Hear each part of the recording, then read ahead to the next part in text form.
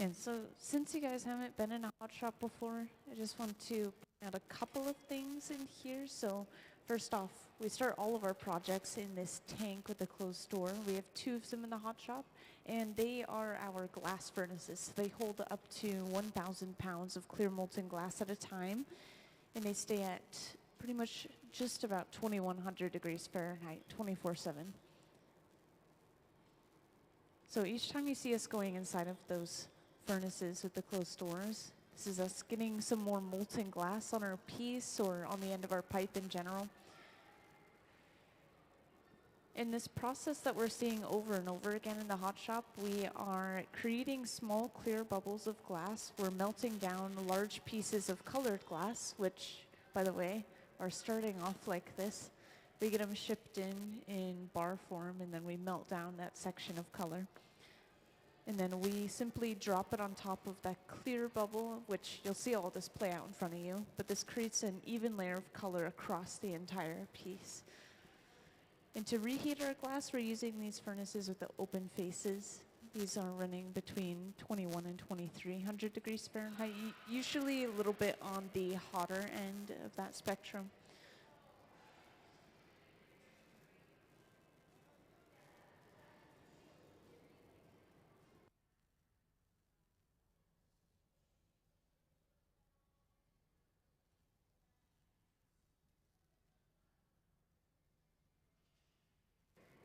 And up on the screen, we now have a view of the left bench. We're melting and shaping a bit of that color, and then we will simply drop it on top of a clear bubble.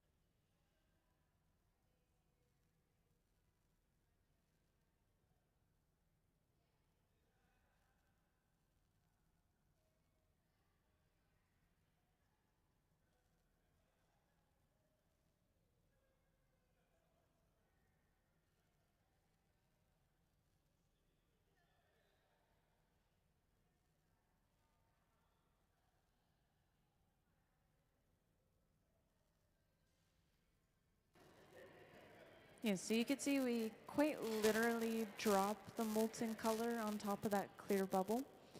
And then we'll go through the process of pushing and rolling that color back until it completely covers up that clear. And we'll use the various marvers that we have out, these metal tables throughout the hot shop, to continue to push that glass back. Oh, and this is called a color drop or a color overlay, if I haven't said so already. It's a really common way to color the glass.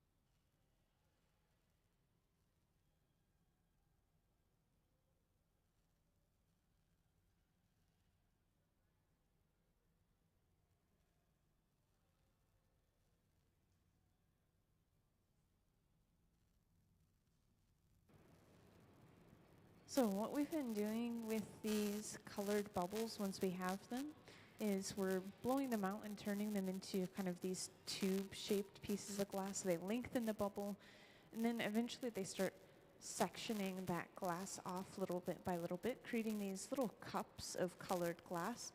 And really, these can be pretty small. Some of them are maybe like that tall and that wide, just kind of inch by inch. And then some of them maybe a little bit larger, and these are going to become the individual blown portions of our goblets. So the larger ones will become the cup or the drinking portion of the goblet, and the smaller ones, the foot of the goblet is actually blown as well, so it would be used for the foot of the goblet. And over there we have a pipe cooler. This is just a trough of water that we set the pipe down into. I always point it out because I know you guys can't quite see it over that annealer.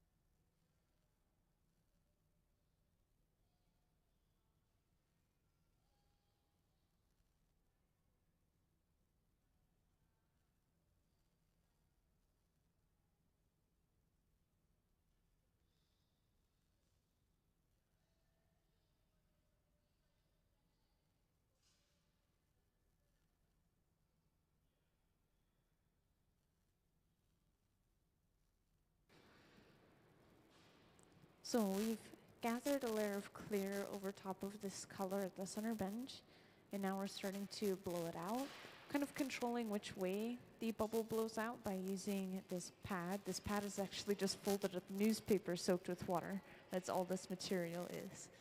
And it sounds like an odd tool, but it's super commonly used, and it's as close as we can get to using our hands to shape the glass.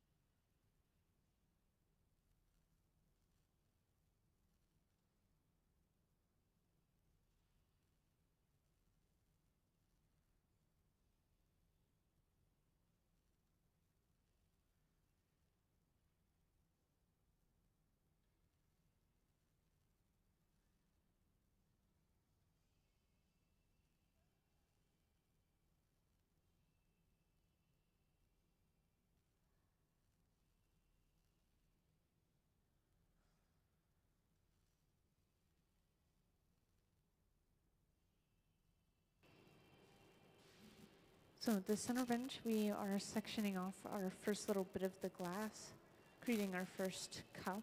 Now when we're doing this, we're not squeezing all the way down, otherwise we would kind of seal off that section. Instead, we cinch down until we create a divot, and then we just kind of leave it. And then we cool this connection and eventually break this little piece of glass away. And because we didn't cinch all the way down, this is going to leave an opening into both that little cup and into the tube itself, so we can continue to section cup after cup after cup off.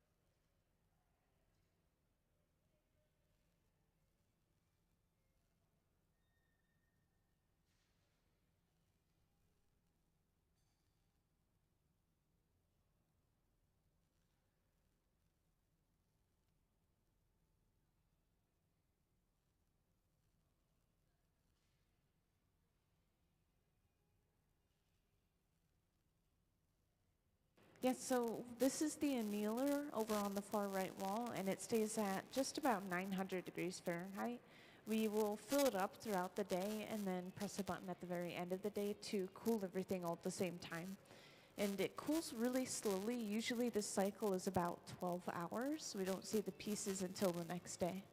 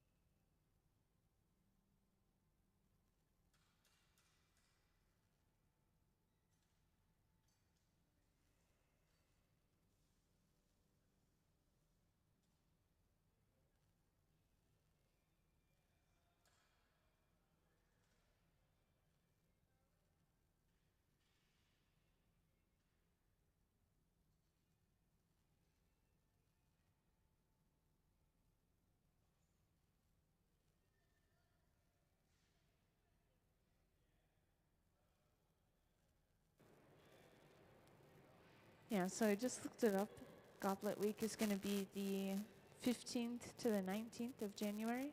So it is coming up relatively soon, maybe in about a month. Yeah, exactly. And it's just going to be a singular artist every single day that they're kind of centering the art around. So Jen Elek will have an entire day to herself where she can put these pieces of glass to good use. Usually, I mean, it's a little bit odd. Usually when we have visiting artists, they're here for a full week residency. So they're here from Wednesday to Sunday. But yeah, this is just a little bit of a different day.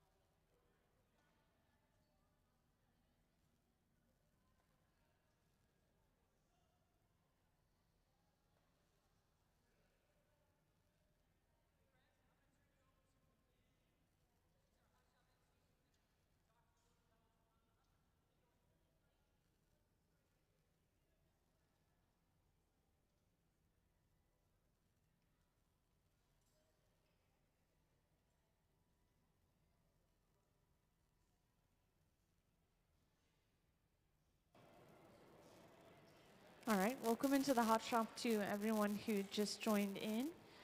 I just want to make sure that everyone can hear me all right. If you can hear me, then give a thumbs up. I see some of you guys staring off into space. Can you hear me? Yeah, okay, good, good. Okay, so I have a special little presentation for you all, but I first want to introduce what we have going on in here today. So today we have a visiting artist. Her name is Jen Elek. She's the one who is sitting and working at the center bench today. Everyone else in here is assisting her in creating her artwork. And it's a little hard to explain what we're doing today, but we are doing some prep work. We're preparing for a future day where we're going to be making some goblets, which are basically like really fancy drinking glasses. And to do this prep work, we're creating a bunch of these little cups of colored glass, which you'll see made here at the center bench and over on the left bench. And those are being placed inside of this box to cool down, which is what you just saw a second ago. Now, contrary to what you might think, this box is actually not cold. It's staying hot at about 900 degrees Fahrenheit. And then once we want to cool it down, we just press a button and everything slowly comes down for about 12 hours. And let's see, do we have some images of the final products that'll come after our prep work?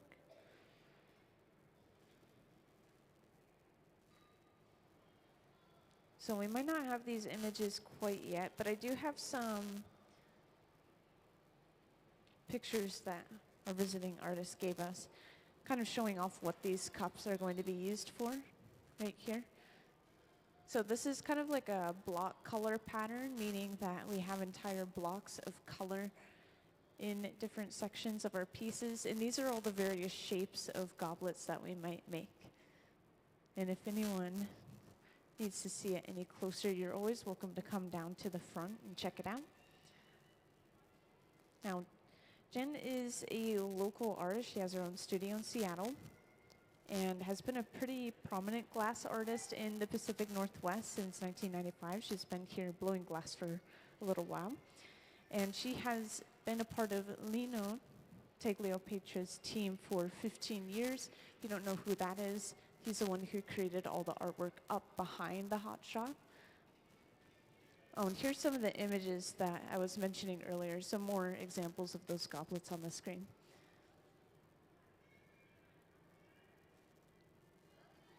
At the center bench, we are practicing making a foot for a goblet.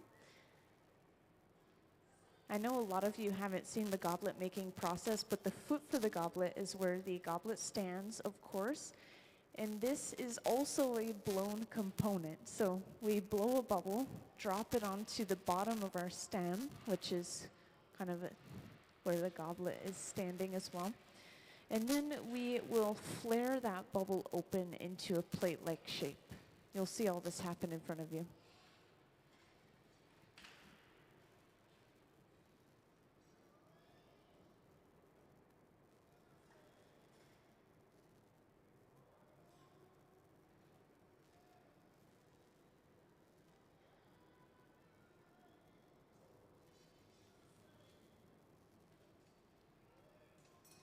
So to open this bubble up, we sectioned it off, and we quite literally just kind of knocked the end of the bubble off, which left behind a small opening. So next we'll be able to go in and start to lightly open this up using the jacks, which are these two metal blades in Jen's hand.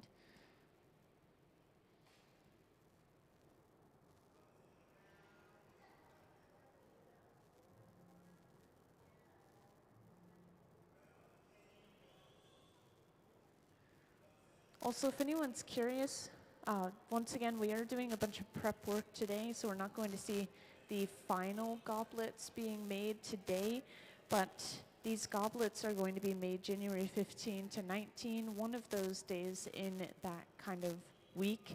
But this week is specifically Goblet Week, which is something we're trying to do every year now at the Museum of Glass. We'll have an entire week of goblet making, and each day is going to be centered around a different artist, which is really cool because they all have completely different art styles.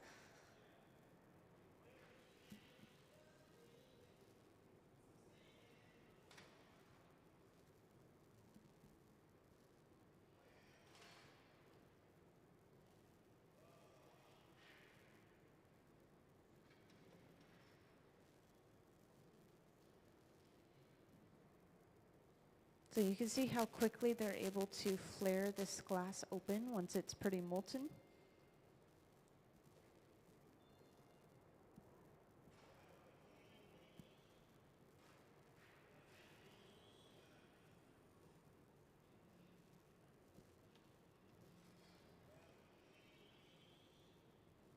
And at some point later in the day, we may even be working with a little bit of patterned glass. We'll get some stripes on the glass using something called cane, which are basically just sticks of colored glass right here.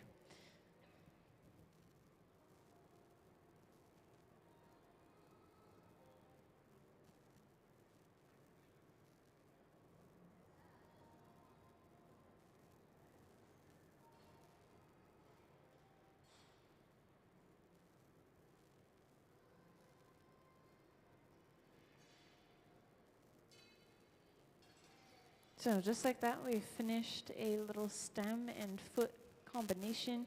And this is being set aside in the annealer, which I described earlier. It's sitting inside of there at about 900 degrees Fahrenheit. And we'll just continue to fill that box up throughout the day.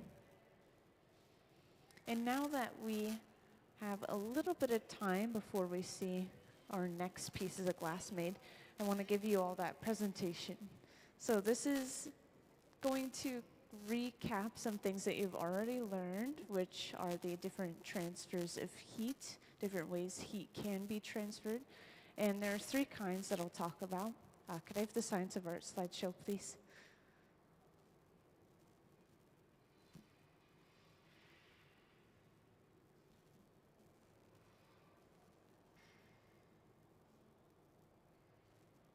There we go.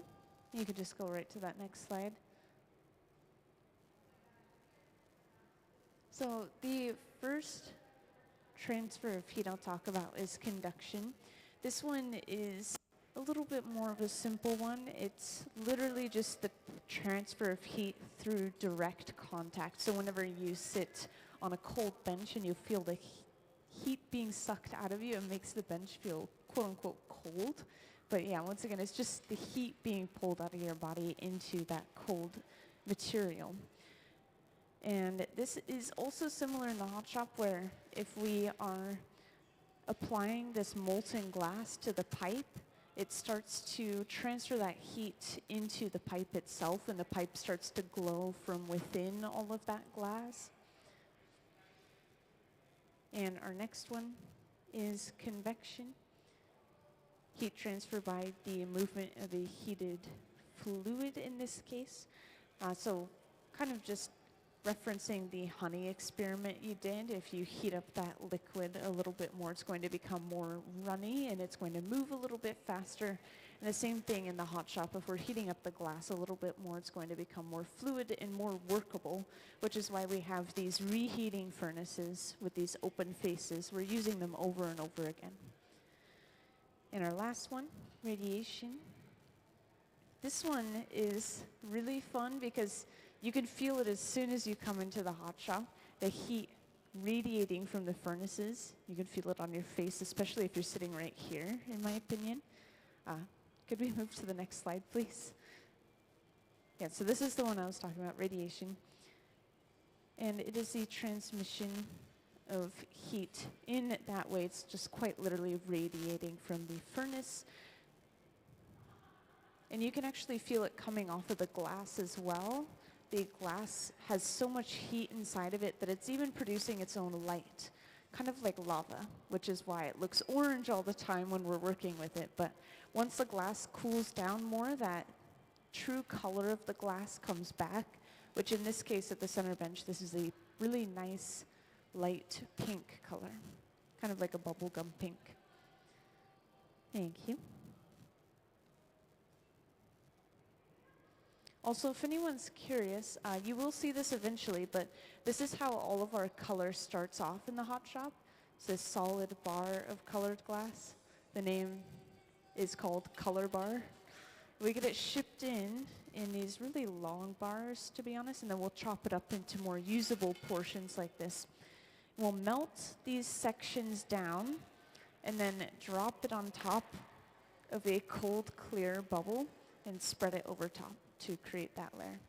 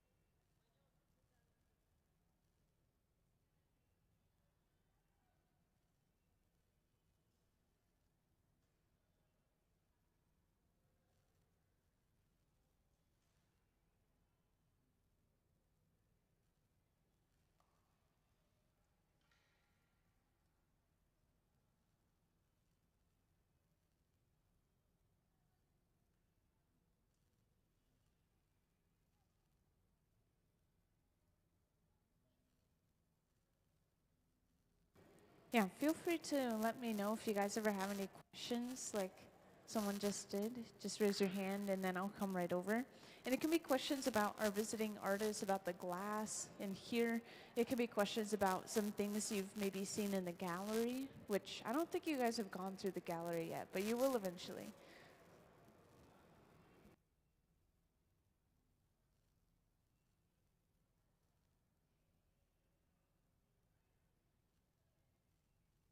So I keep missing like the middle word in your sentence, but these furnaces with the open faces are used to reheat the glass, so whenever we go inside of them, we are making the glass soft again. And those stay between 21 and 2300 degrees Fahrenheit, so pretty warm. This one is the glass furnace, which I was pointing out to someone else earlier. It literally holds molten glass inside of a ceramic tank or ceramic crucible, and it stays at a more exact 2100 degrees Fahrenheit, and it's all just clear glass.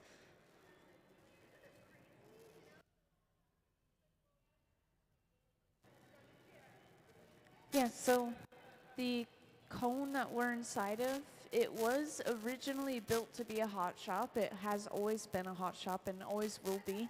But This is based off of these wood burners that used to be along the waterway right here. They were called wigwam burners, and they burned leftover wood scraps from logging. And so this building is just kind of paying tribute to what the area used to be and what it used to be used for. The only difference visually you'll see is that it's tilted on its side. And that gives us a little bit more floor space. Then we've also added some functional components like a big fan at the top to pull hot air out. And then we also have some cold ventilation being pushed into the bottom.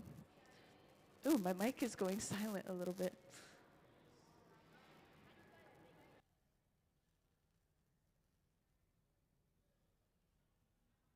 So it's too bad we're not seeing that process today where they actually blow the piece out and turn it into something, but we blow into the end of our pipe to expand that glass like a balloon, because the pipe is like a straw, so the air can go all the way through the pipe and then out the other end. Not this one that our other artist has at the center bench, but the one that Jen has, she actually already has some air inside of that clear glass on the end of her pipe. And then to shape it, we use a variety of different tools, basically anything you can imagine. And when it comes to sculpting, they use quite literally just anything they can get their hands on. And they get pretty creative. They'll use butter knives and spoons to shape things. I know, it's interesting, right? We'll use these tables to shape the glass. We'll use these metal blades that Jen has right here. We'll use wooden tools, which they do burn up over time, so we do have to replace them.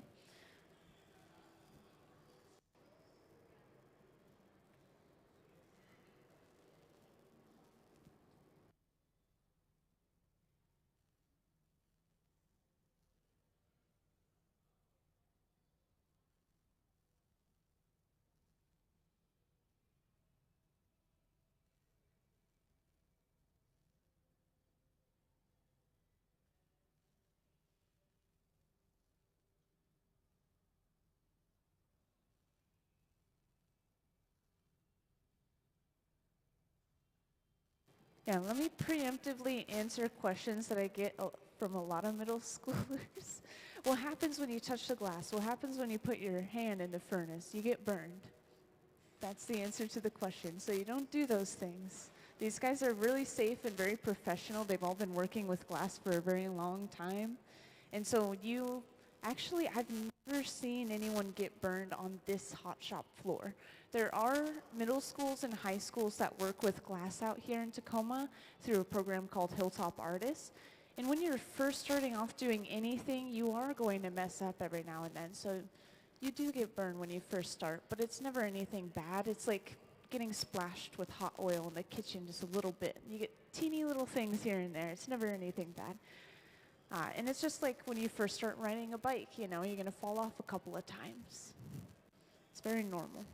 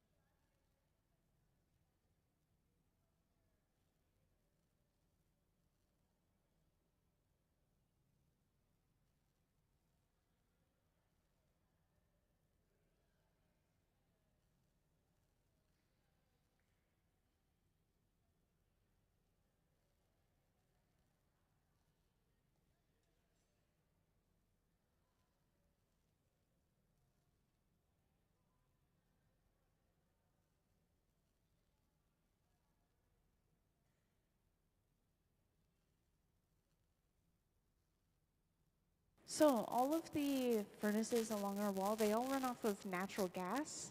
And yeah, I mean, a lot of houses have natural gas stoves, so you could probably relate it to that. Some of our torches, they run off of propane and oxygen, so a little bit of a different fuel source. And then these boxes, these are electric, by the way. They have these kind of heating coils that go around the entire side of them. So a few different energy sources in here.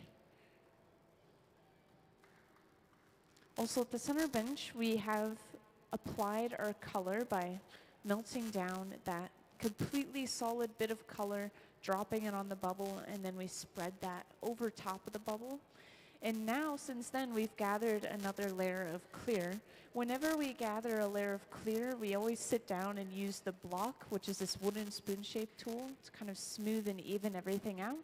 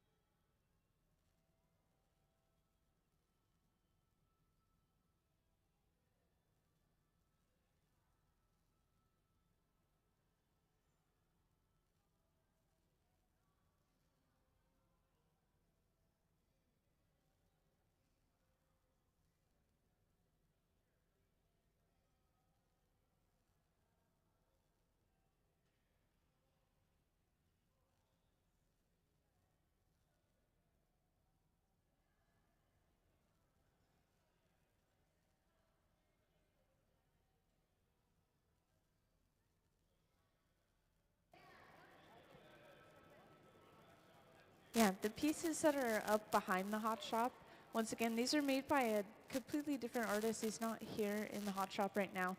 His name is Lino. And our artist today actually does have a little bit of a connection with him. She worked with him for about 15 years. And this is a permanent collection that's up there. He donated a lot of his work to us because he retired and he trusted us to take care of his work, basically.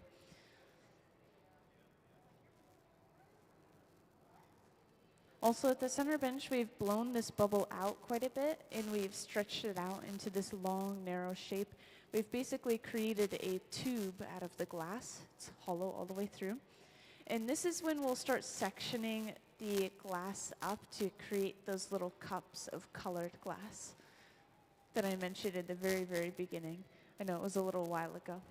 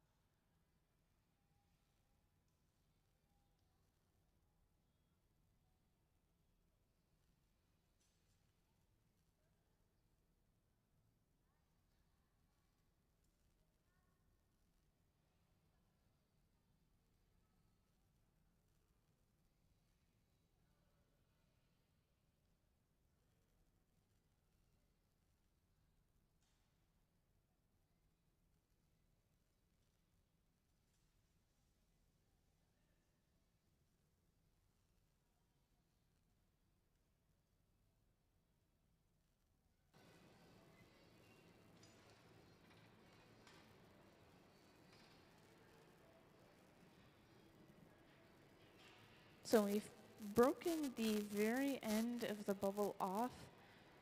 Now this hopefully allows us to open the end of this tube up. If we were to blow air into the end of the pipe right now, that air should just pass all the way through that opening.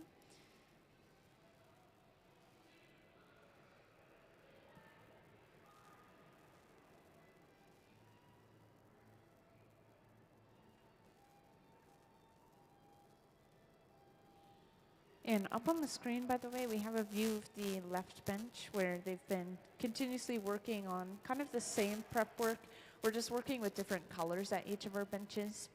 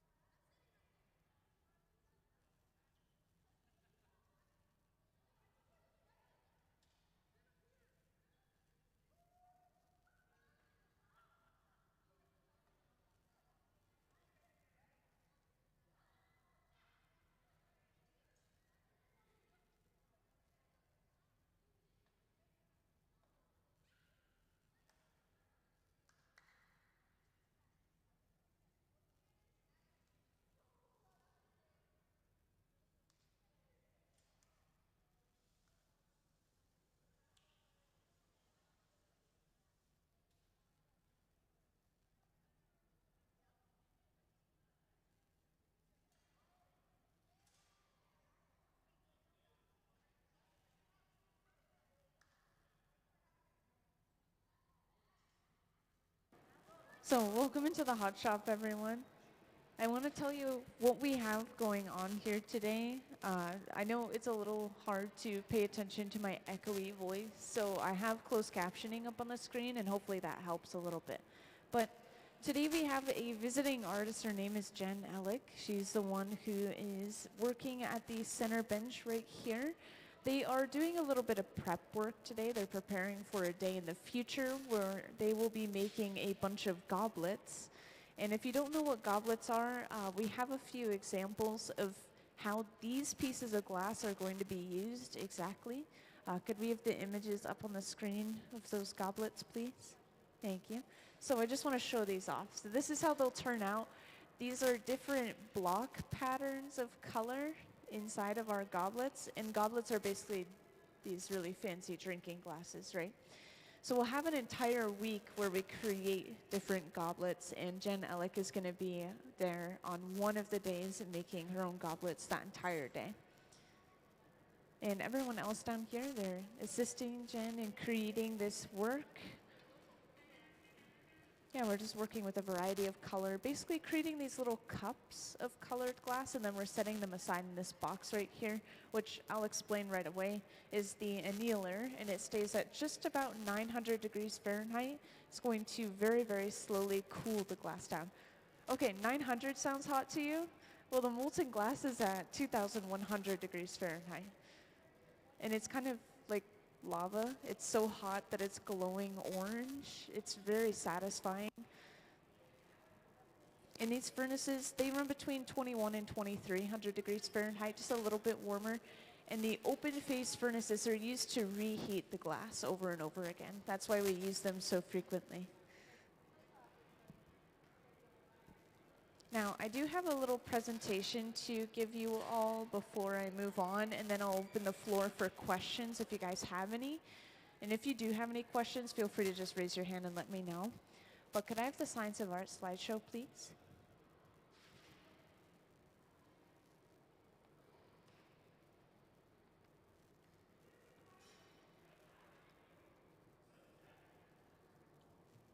So I'll just start giving you the presentation. This is going to recap some things you've already learned, which are the different transfers of heat.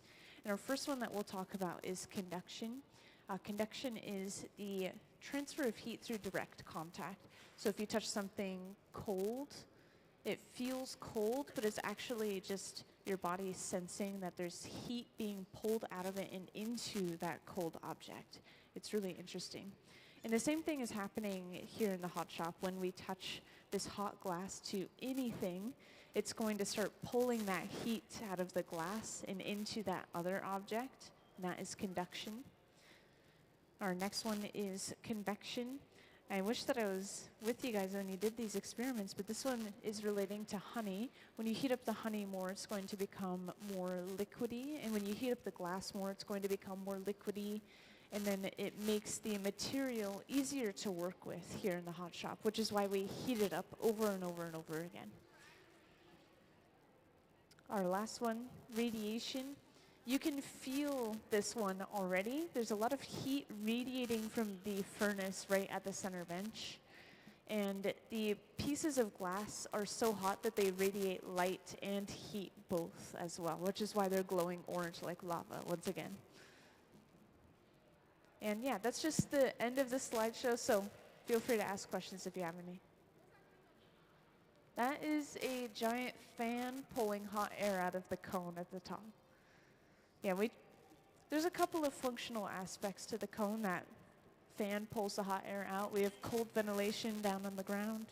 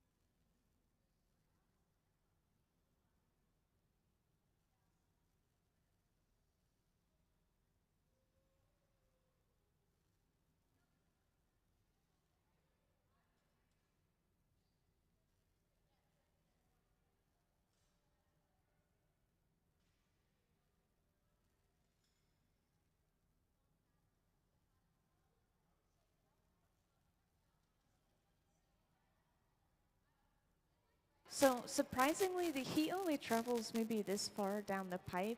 And when we're working with such small amounts of glass, it's less and less. But yeah, the more we have, the more heat that will travel down the pipe. You'll never see the artist wearing gloves in here, or hardly ever anyways, because this allows you to feel kind of the transition where it's still cool on the pipe to where it's warmer. And at the center bench, by the way, we are doing a little bit of practice. They've been doing this a few times today, where we're making a little ball on the end of the pipe, like Jen has right here. And then we have prepared another bubble of color. We're bringing it over and we're dropping it on top to create a blown foot. So this is exactly what we do to create kind of the lower half of the goblet.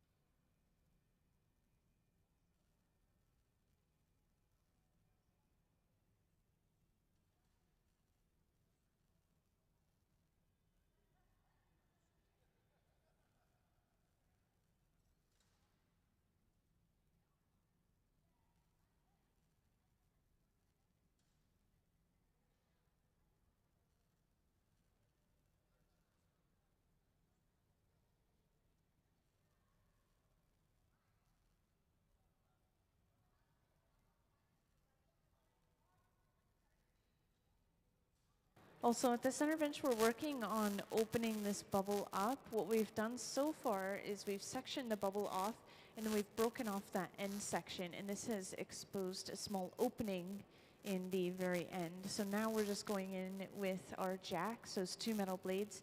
We're going to start flaring this open from the inside to create kind of a plate-like shape.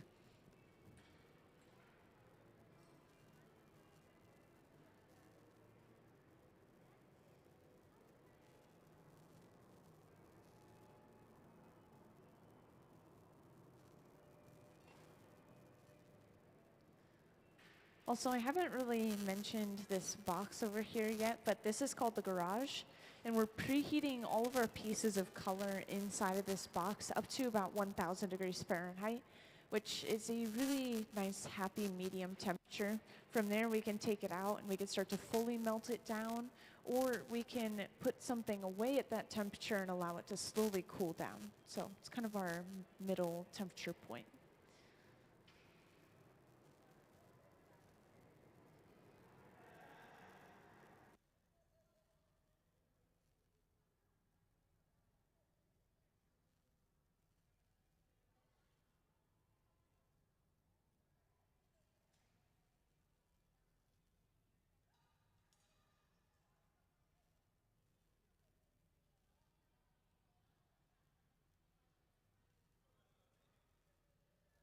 So with these pieces specifically, we're just blowing individual sections of color and then attaching those sections together.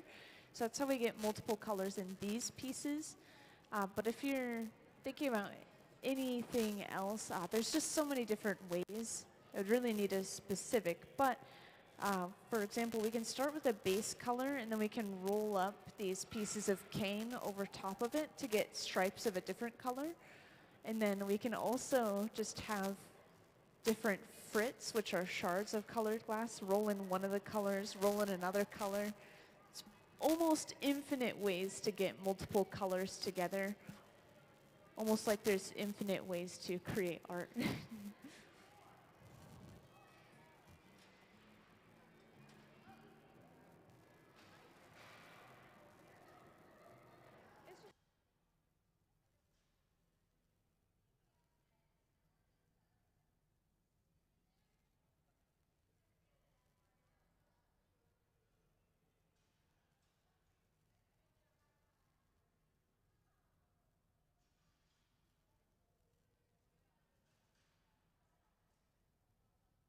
Yeah, so this is the annealer, and for anyone else that's curious, yeah, once again, this stays at just about 900 degrees Fahrenheit, and it will hold all of the pieces that we finish inside of it, and then with the press of a button at the end of the day, everything slowly cools for about 12 hours.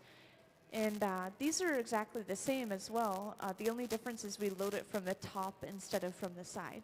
So we have tons of different annealers in here.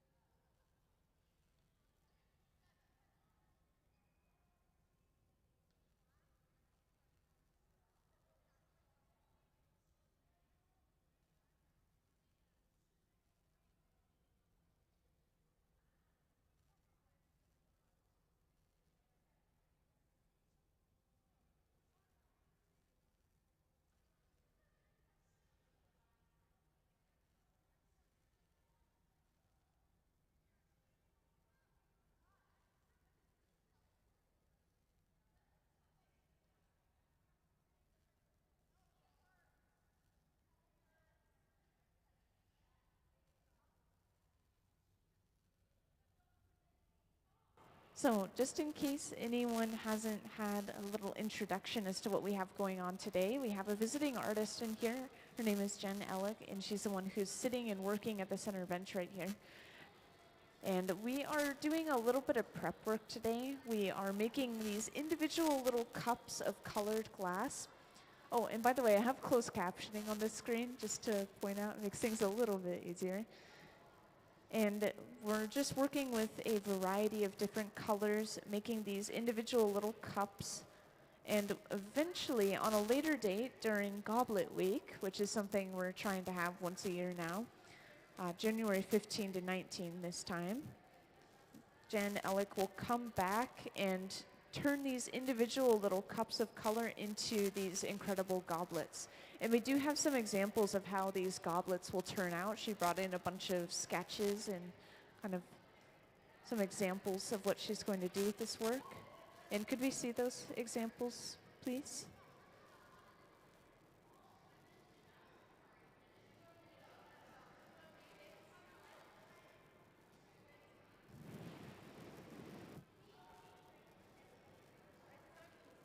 Hey, could we have the goblets up on the screen, please?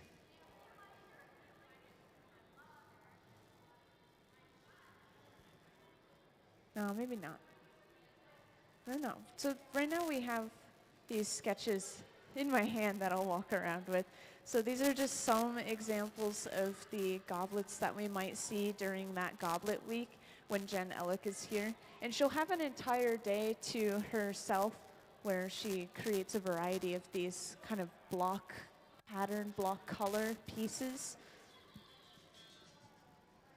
Yeah, she really likes to play with color to kind of evoke different emotions through those bright, bold colors.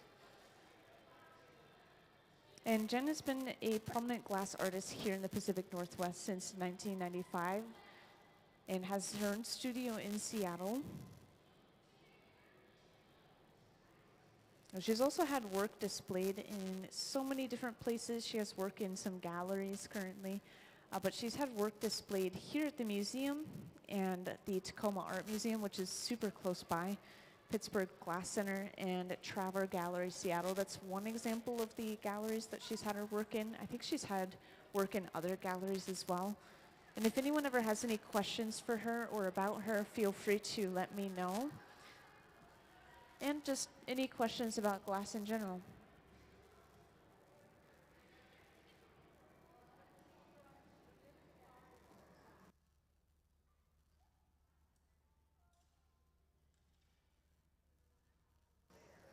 So the tanks with the closed doors, like this is the same as the one over there, and these are glass furnaces.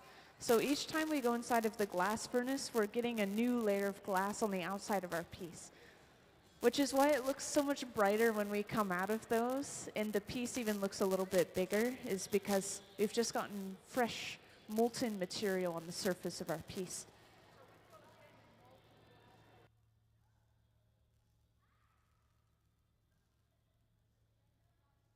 So the color starts off as color bar, which is this solid bar of color right here in my hand. This is just one of many examples. This one is a lapis blue. We'll melt down a section of this at a time, maybe half to about what I have in my hand. And then we drop this color onto a little clear bubble of glass, and then we spread it over top to completely cover it. And it's just the same materials as the clear glass itself. It just has different metals and minerals mixed into it.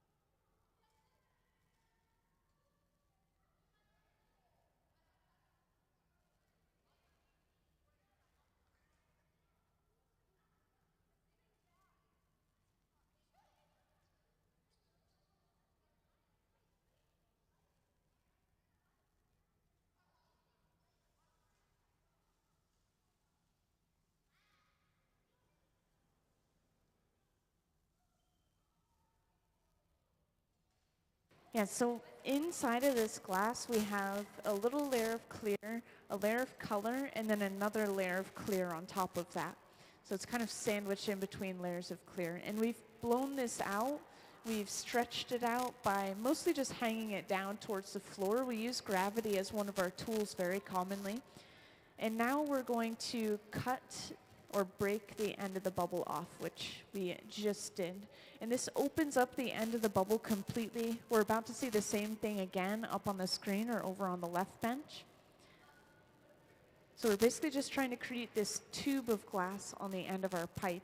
And this allows us to section the glass off little bit by little bit to create these cups of individual color.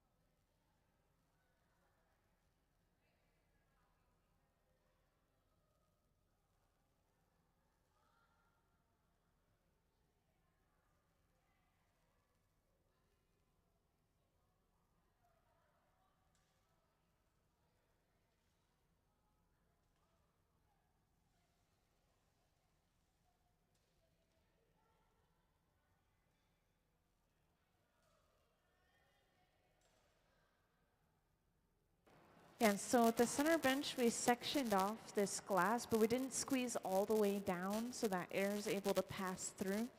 And then we broke that little cup off by tapping the pipe.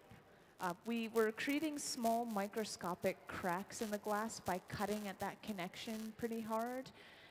And yeah, just popped right off. We put it inside of the annealer, which if you haven't seen this already, this sits at just about 900 degrees Fahrenheit. And it will keep everything warm throughout the day. Then we just press a button and everything slowly cools down. And now since we have broken that cup off and we left that little gap, we can just continue to reopen it up every single time and then section it off over and over again. So we'll do this all the way down until we get close to the pipe, which then so far these guys will create a little blown foot with that remaining section. We'll see if they continue doing that, but that's what they've been doing so far.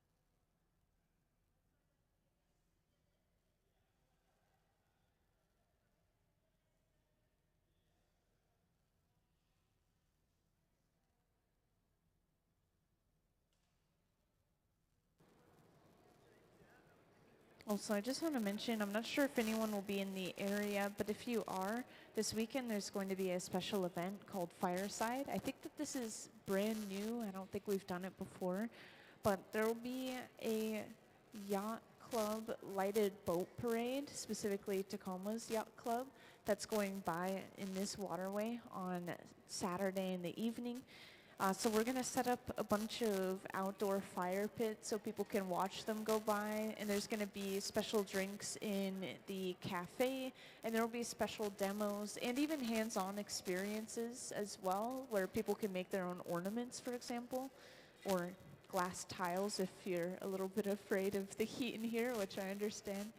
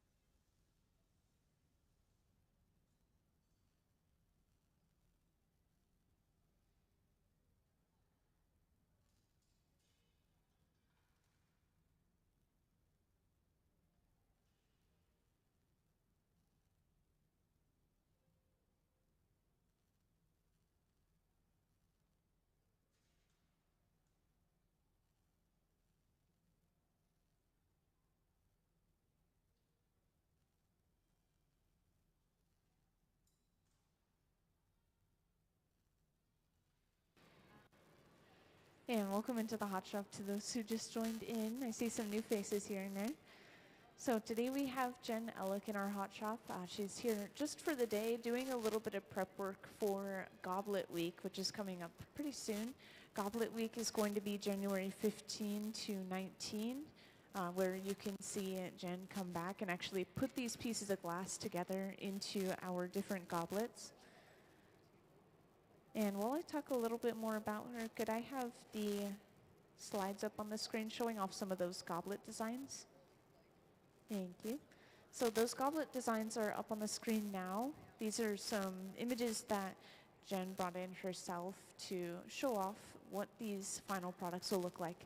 And Jen is the one sitting at the center bench, by the way.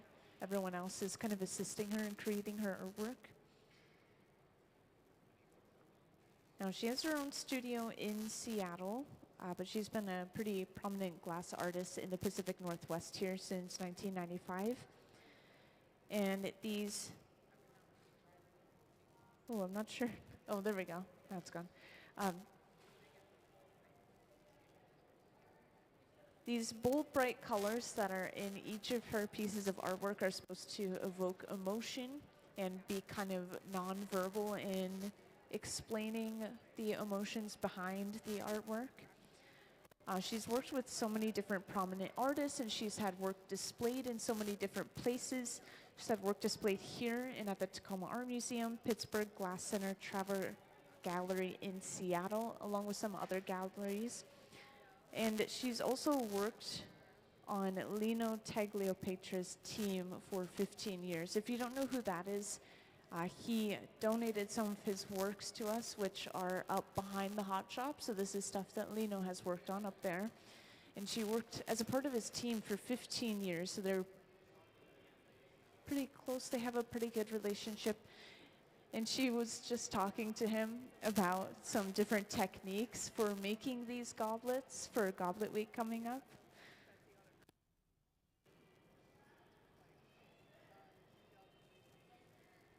Also, at the center bench, we have created a little ball out of this blown glass.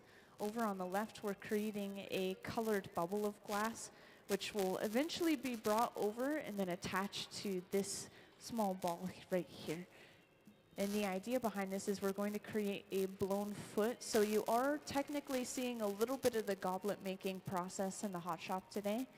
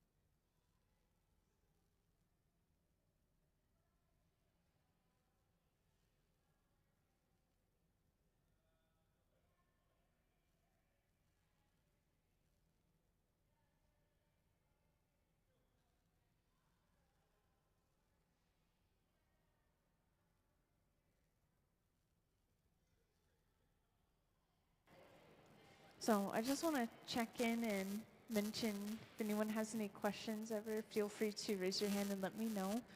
It's a little bit of a mellow day in the hot shop and a little bit repetitive as well, but we're about to see the coloring process again where we melt down some color bar. Once again, starting off kind of like this solid piece of colored glass.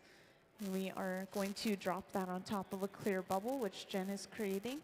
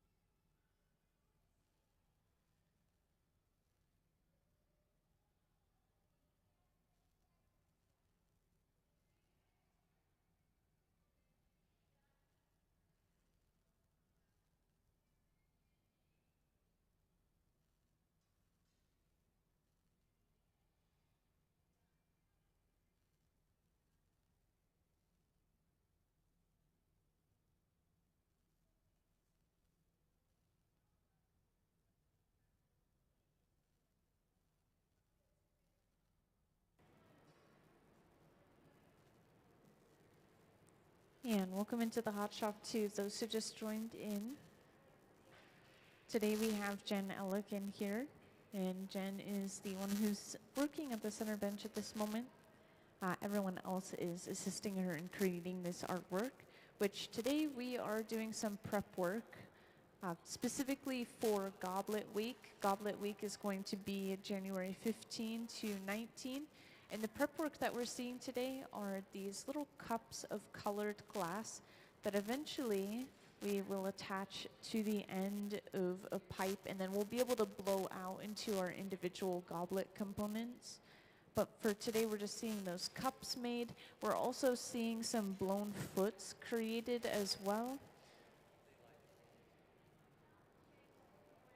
And could we have the images of the goblets up on the screen again, please?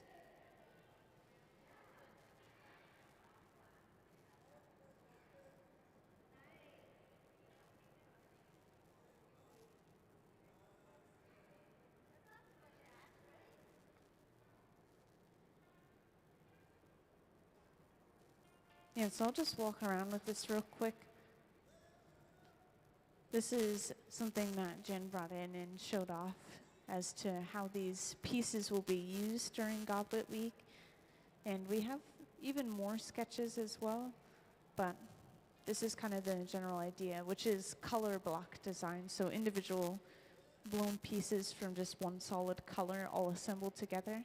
And the different bright colors are supposed to evoke emotions in a nonverbal way. Now, Jen Elek has been a prominent glass artist in the Pacific Northwest since 1995.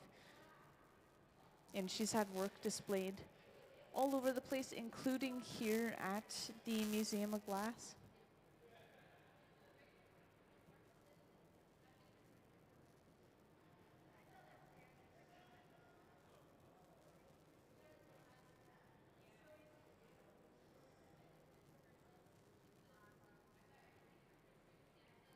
At both of the benches right now, we have two individual, probably different colored bubbles of glass, and we're going to start blowing these out and turning them into a long tube shape.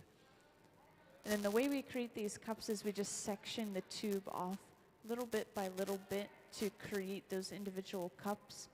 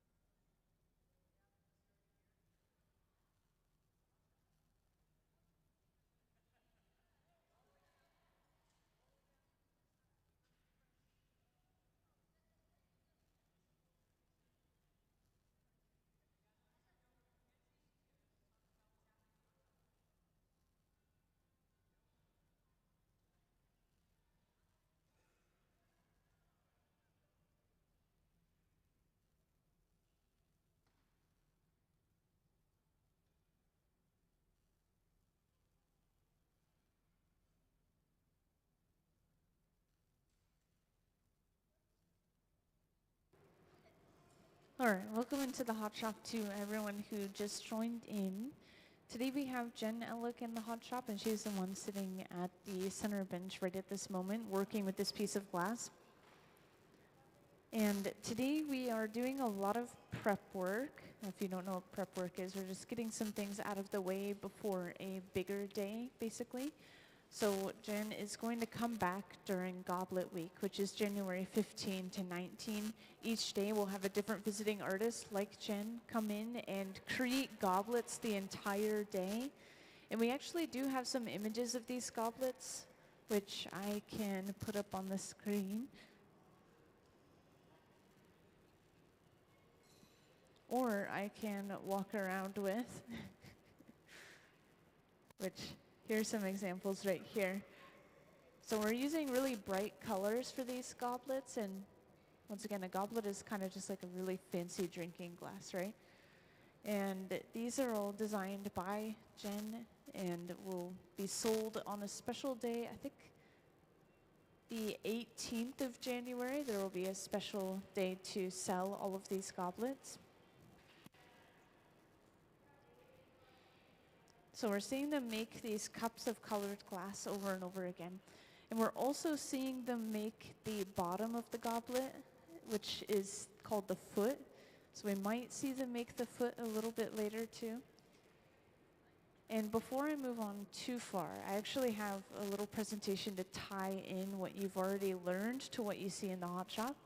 So this is going to talk about the different transfers of heat, which might sound familiar to you all, right?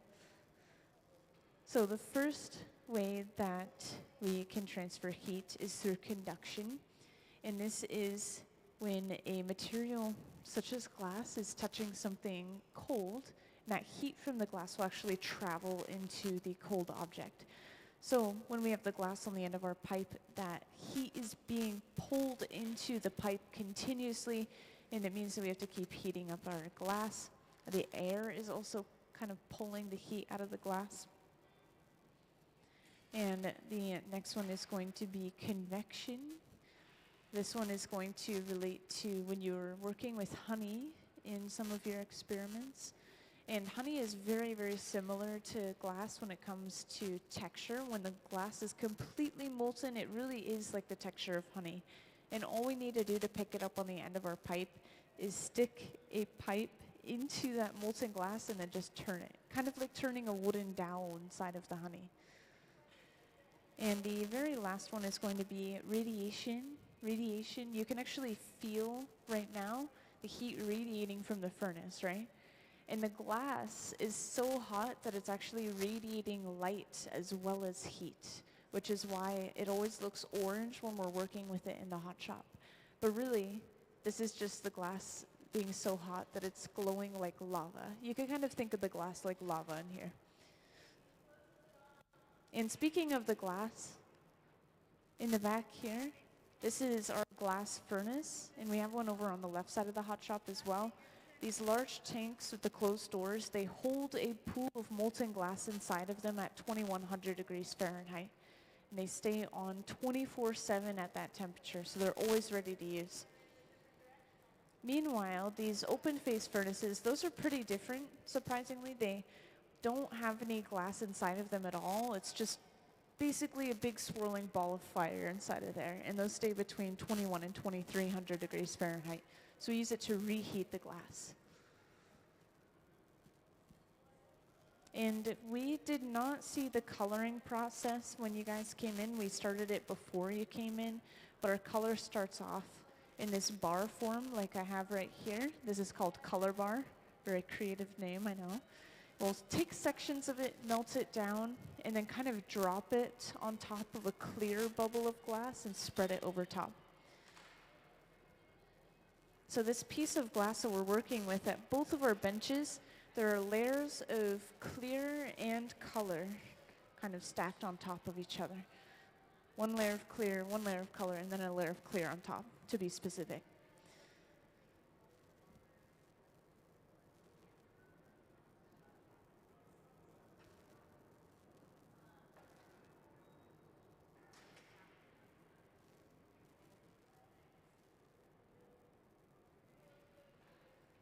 And since then, we have blown the glass out. This is a hollow pipe that the glass is on the end of right now. meaning it kind of works like a straw. We could push air in by blowing into the end of it and expands that glass like a balloon. And then we opened up the end of the bubble after turning it into kind of this tube shape. We're sectioning the bubble off little bit by little bit to create these cup-shaped pieces of glass, which you've already seen them carrying over to this box and putting away, right? This box, if anyone hasn't seen it already, this is the annealer, and it stays at just about 900 degrees Fahrenheit. We'll just continue to load things into that box and hold it at that nice, safe temperature. And then at the end of the day, we press a button and slowly cool everything. And that process of cooling, it takes 12 hours, so we don't see those pieces of glass until tomorrow.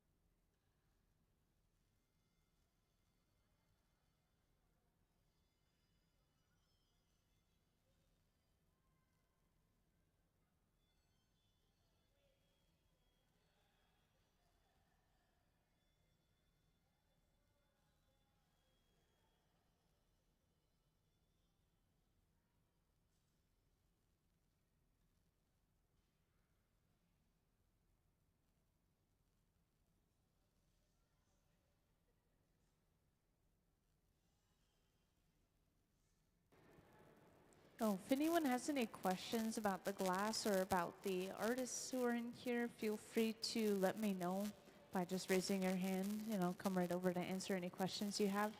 And that applies to the entire audience once again.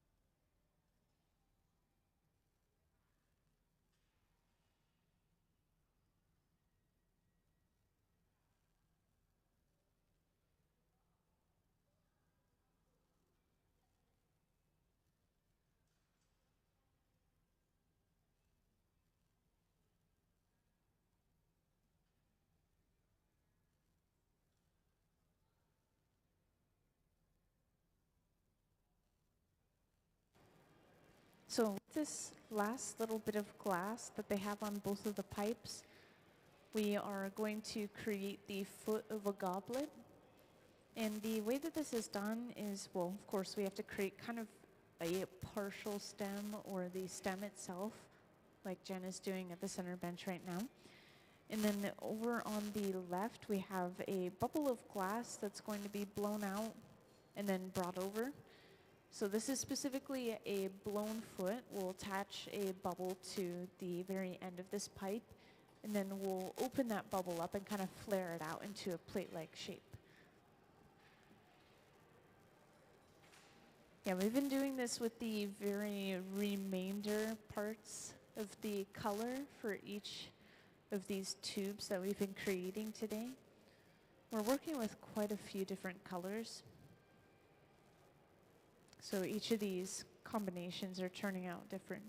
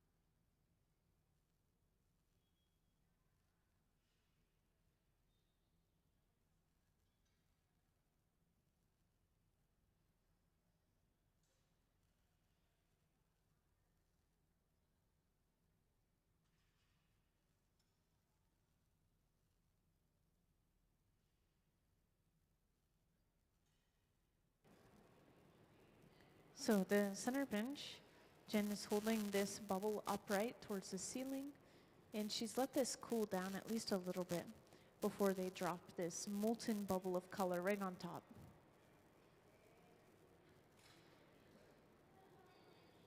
So now we have kind of this teardrop shaped bubble on the end, and we will section this off into two sections, break one of those sections off completely, and this opens up a small opening into the very end of that bubble that we just attached.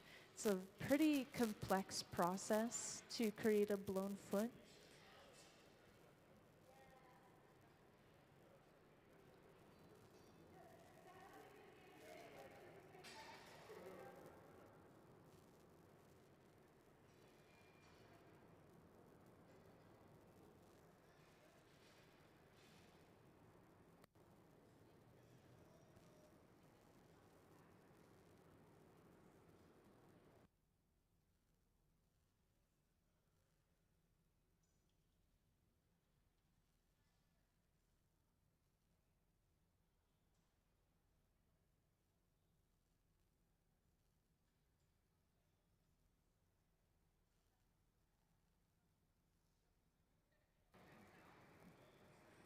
And for those who just joined in, we're working on some goblet components and a little bit of goblet prep work.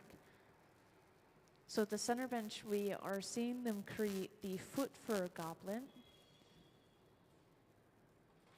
We've already started this process. We're working on flaring the foot open at this moment. We just have to heat it up over and over and just very slightly start to open it.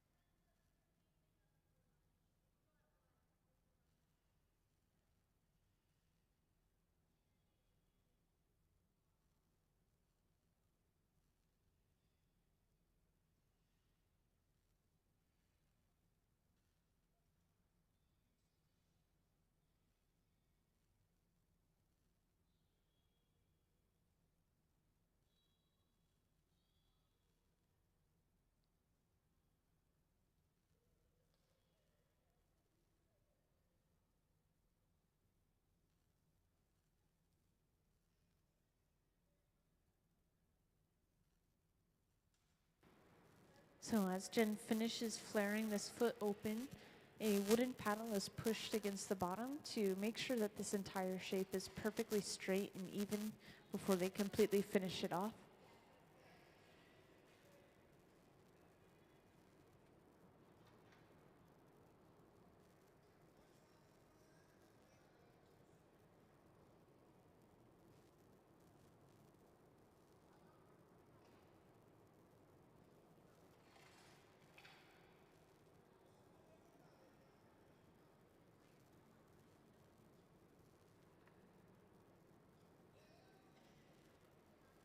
And they'll knock this off onto a wooden paddle and then put it inside of the annealer, which I know a few of you guys haven't seen yet, but the annealer is this box on the far right wall of our hot shop.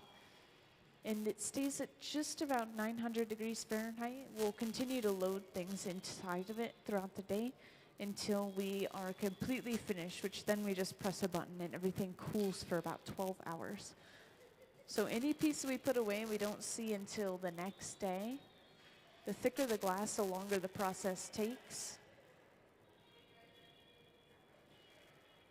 And now we'll start that process all over from the beginning, which, by the way, we are preheating all of our pieces of color inside of this box right here called the garage. We preheat the colors up to about 1000 degrees Fahrenheit and then pull them out on the end of a pipe with a little bit of clear glass as an attachment point.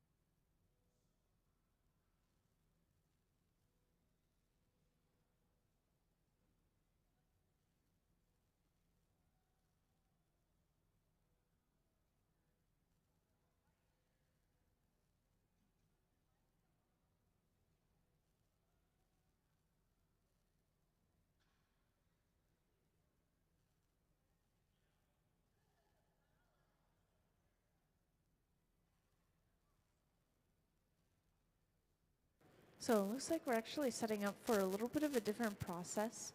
We are going to see them not pull.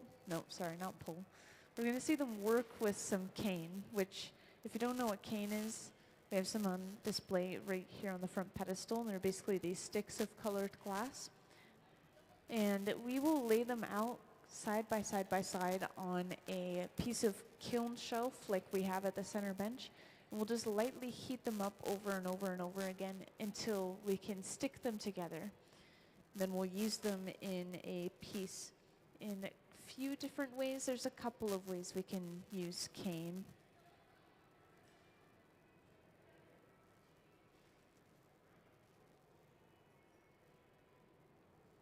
And by the way, this cane has a small white core with a transparent blue on the outside of it.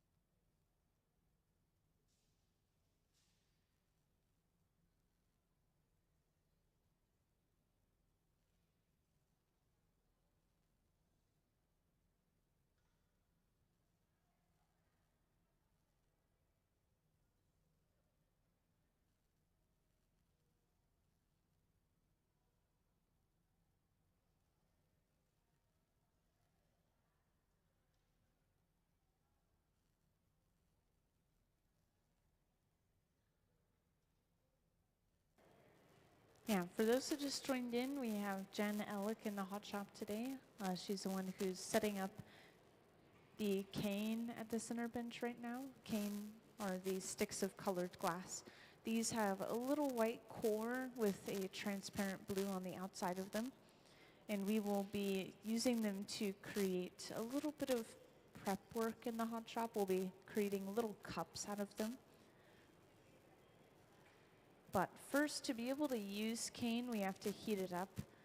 So we have added some cane on top of a piece of kiln shelf. We'll start heating this up over and over lightly inside of this furnace until the glass starts to stick together.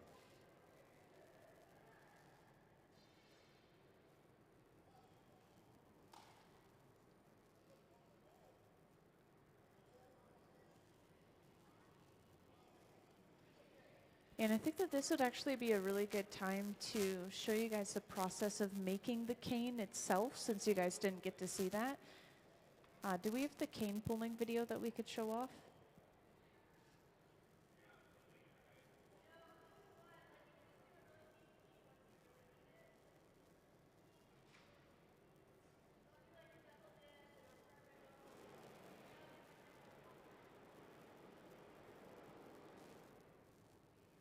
So I know I do have that cane pulling video. We'll be able to have it up on the screen in a moment. When it pops up, I'll make sure to let you guys know. It is a silent video, so you won't be able to hear it popping up. But it just shows the process of us pulling that cane. If anyone didn't get to see earlier in the day, we also use this to get our color. This is something called color bar. Kind of a solid piece of colored glass. We get them shipped in this bar form, and then we'll just melt it down and use it section by section. Could I have the cane pulling video, please?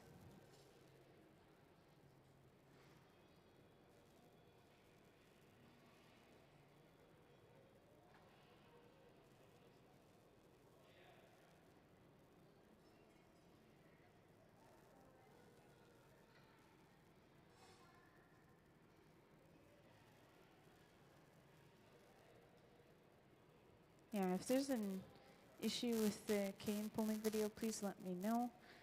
If not, then could I please have that video?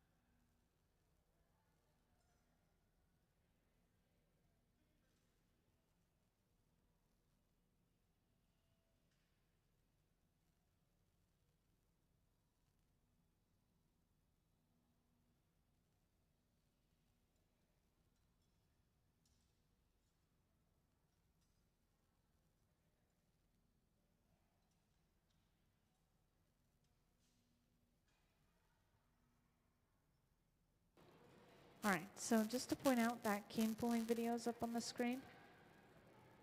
So we'll start off with the color bar on the end of our pipe, and we can wrap layers of other colors or clear around it.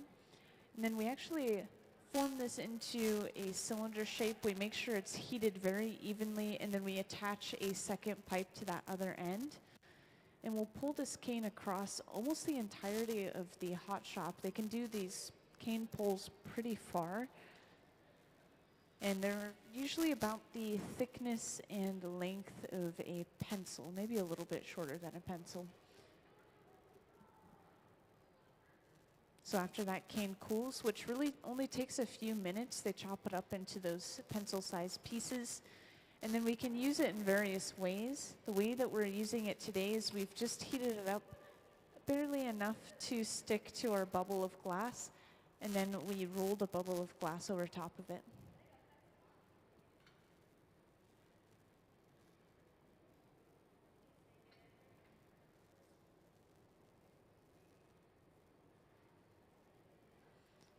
Now this is a little bit of a delicate process. We have to heat up the cane enough that they all want to stick to each other in the glass bubble, but not so much that it wants to stick to the kiln shelf. So we dust any particles that have stuck from the kiln shelf off.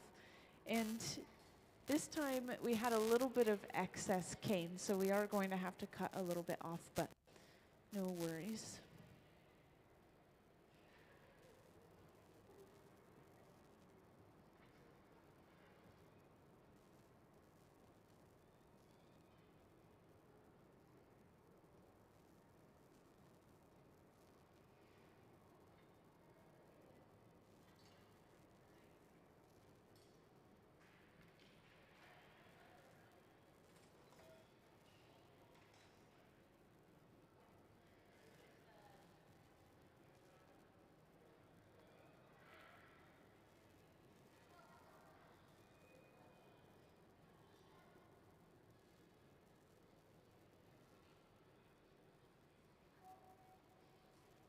So with this bubble of glass, like all of our previous pieces we've made today, we're going to blow this out and probably turn it into this long kind of tube shape.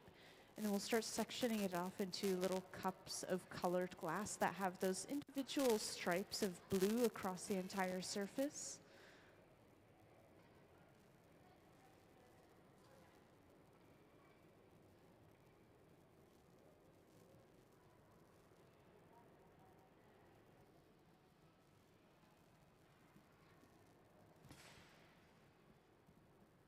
And there's actually a specific design example that has the stripes of cane on it, right here, this top left one. And our visiting artist brought in some drawings of the goblets and how they're going to kind of turn out as a final product, and this is one of the examples with the cane specifically.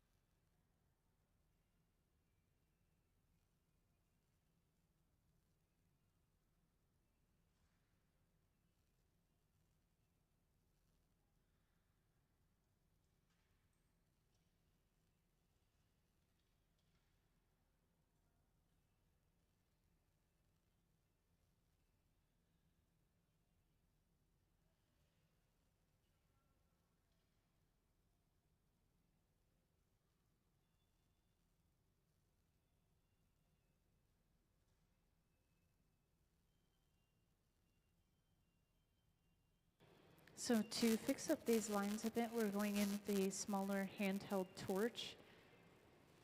And these smaller torches, I'm sure you can already tell kind of based off the color, but these are very concentrated flames. They can get pretty hot.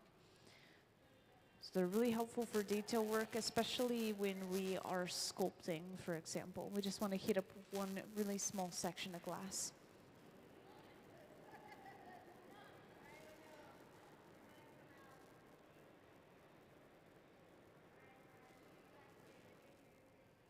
And over on that left bench, we've already turned this piece of glass into that tube shape we need. And we're just sectioning a little bit of the glass off bit by bit to create those small cups of colored glass.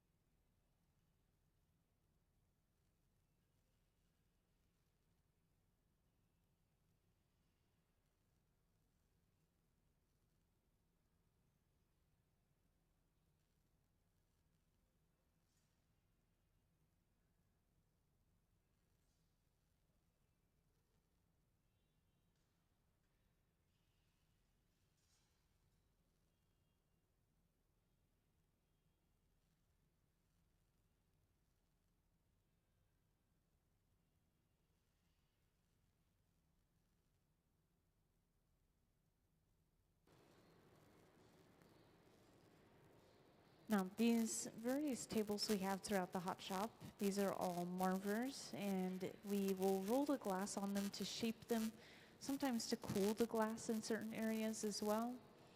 In this case, we're just completely smoothing out the cane surface on this bubble.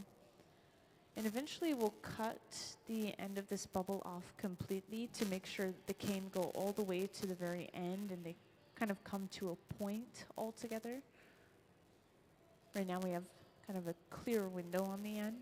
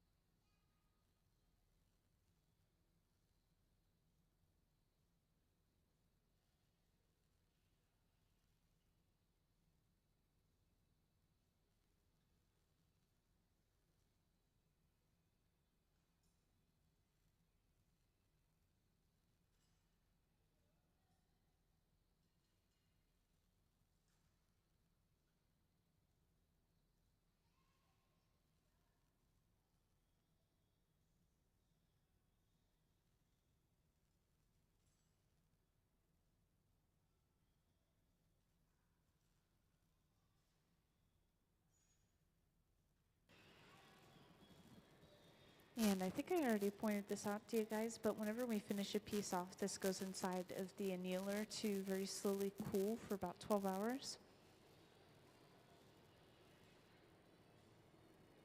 And at the center bench, we've just sectioned the end of this bubble off.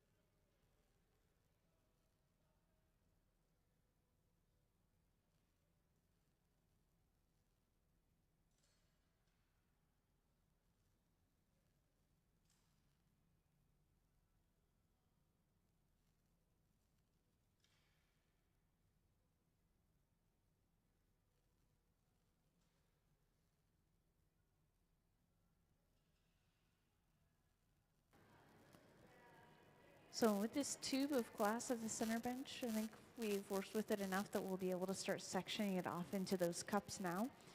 Anytime we make the larger cups, by the way, those are going to become the drinking or the bowl portion of our goblet. And anytime we make the smaller cups, those are eventually going to become the foot of our goblets. Yeah, we need different amounts of glass for different portions of the goblet.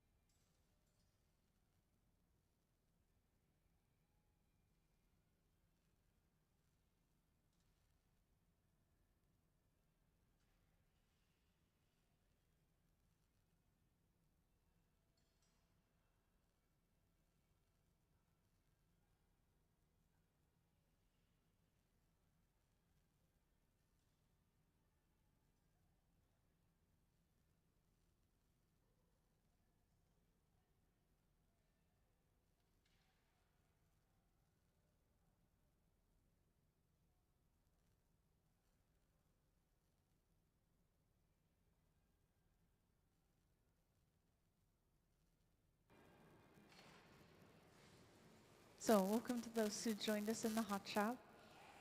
If you guys don't know what's going on, today we have Jen Elek in here. She's the one sitting down and working. And we are just doing a little bit of prep work for some goblets that she's going to be making during our Goblet Week coming up. Goblet Week is something that we are trying to do every year now. It is an entire week of goblet making, and each day there will be a completely different artist. So Jen is going to be one of those artists taking up and making her goblets for an entire day during that week. It'll be January 15 through 19. And they'll sell those goblets on the 18th. There's like a special wine tasting event where they sell the goblets and everyone mingles with the artists. It's a really cool event. I know I'm going to be there. But yeah, she's a local artist. Everyone down here is just assisting her in creating her artwork. Her studio's in Seattle, and she's been a prominent glass artist here in the Pacific Northwest since 1995. Oh, and just to show you, we're working with a special patterned glass right now where we have stripes of color from something called cane, and it's going to end up looking something like this piece right here in the top left. Yeah, Jen brought in all of these different sketches to show off what some of these final products might look like. She likes to work with a lot of bright colors. This one has even more. I know, they're really impressive, right?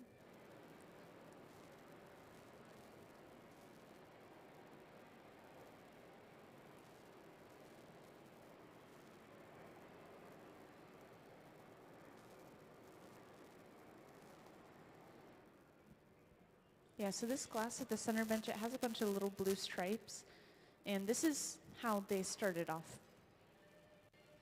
They have a little white core inside of them, and then the rest is a transparent blue.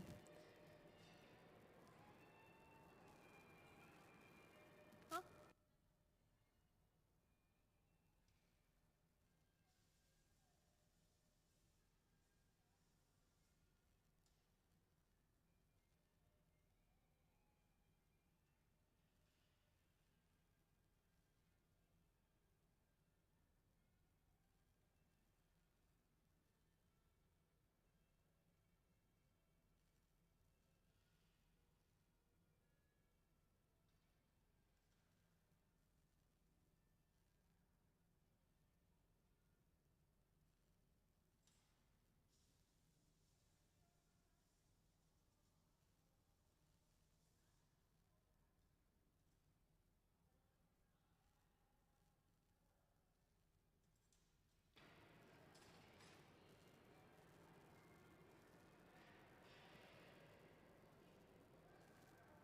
Yeah, this patterned glass takes a lot of time and effort to create, and so we try to save as much of it as possible.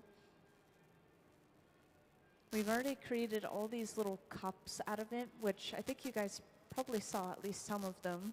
But those individual cups are placed inside this box. They'll cool down overnight for about 12 hours. And then on a later date during our Goblet Week, we'll pick them up one by attaching the opening of the cup to the end of a pipe. And then we can blow them out even further and even thinner into the drinking portion of our goblet and also into the foot of the goblet.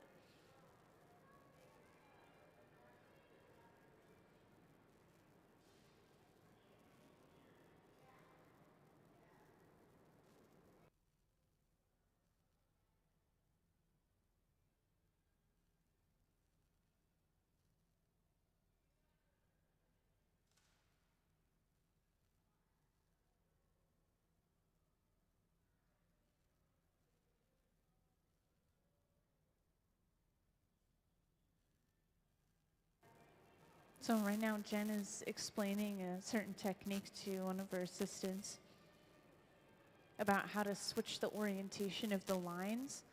Right now, the way that the lines are oriented, they're going across the bubble this way when we have it laid across our bench. But if we attach a pipe to another area of the glass, we can switch the orientation of the lines to going out kind of the side of the piece, interestingly enough. And you'll see this in the Museum of Glass store, the peppermint pieces. They started off as lines in that direction, and then they flipped the orientation.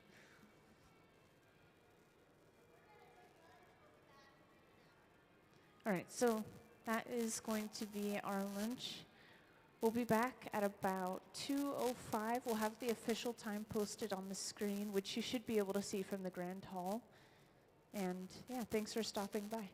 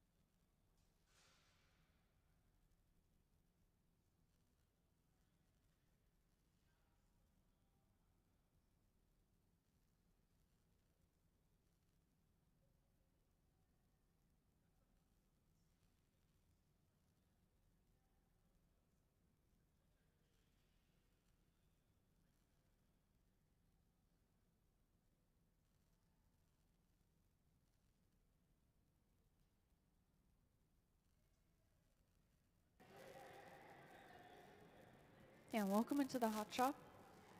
Right now we're doing a little bit of prep work. Today is a prep work day, you could say. We have Jen Elek in here. She's the one who's working at the center bench. And we are just creating these little cups of colored glass. And eventually, during Goblet Week, we will be picking them up and using them to create goblet components. And that's going to be January 15 through 19. That entire week, there will be different artists coming in every day, including Jen, and they will create a ton of goblets. And these will be for sale on Saturday the 18th, so just one day before the Goblet Week ends.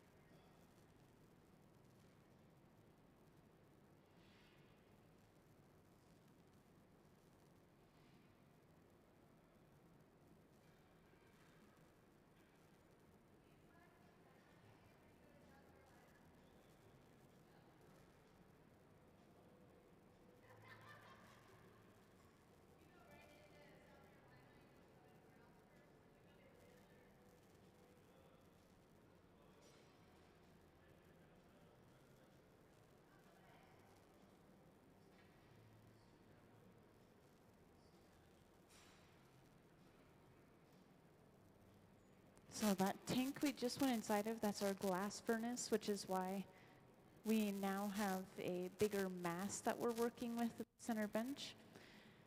And we're going to start blowing this out. Eventually we'll shape it into this long kind of tube-like shape, and then we'll start sectioning that tube off into those individual cups. And could we have the photos of the goblets up on the screen, please? Or the drawings of the goblets, I should say. Let's see if they pop up there. I do have them down here as well, but they look better on the screen.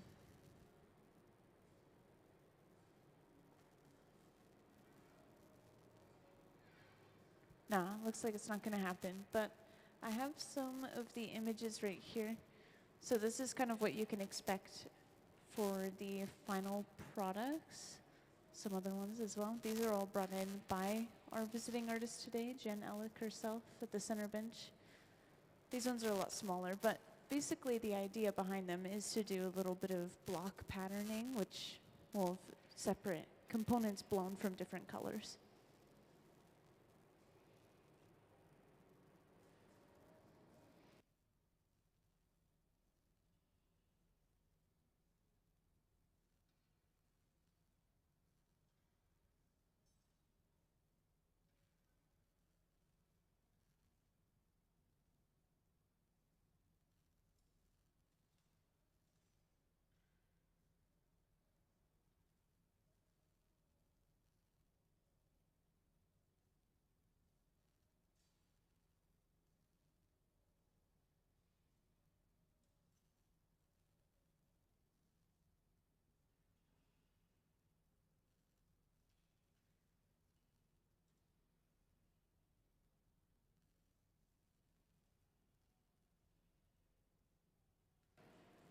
And for those who are just joining in, the images on the screen, those are the kind of final products that you can expect from these individual pieces of glass.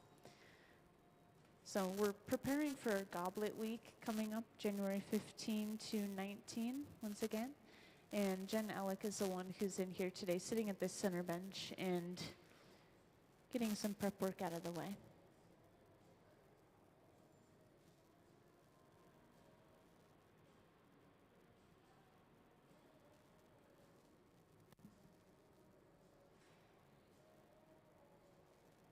Now, Jen has a studio of her own in Seattle and has been a prominent glass artist here in the Pacific Northwest since 1995. And she's had work displayed all over the place. I remember before I even started working here at the Museum of Glass over 2 years ago, I saw her work over at the Tacoma Art Museum. So it's really cool to have her in here making this work. But she's also had work displayed here, Pittsburgh Glass Center, and Traver Gallery in Seattle.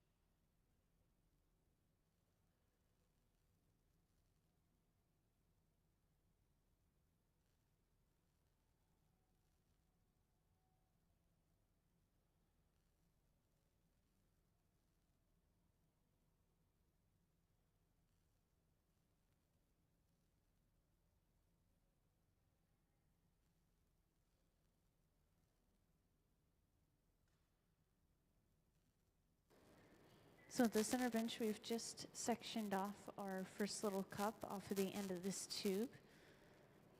And I always point out, whenever we're doing this, we're not squeezing all the way down. We're allowing air to be able to still pass through those individual pieces of glass.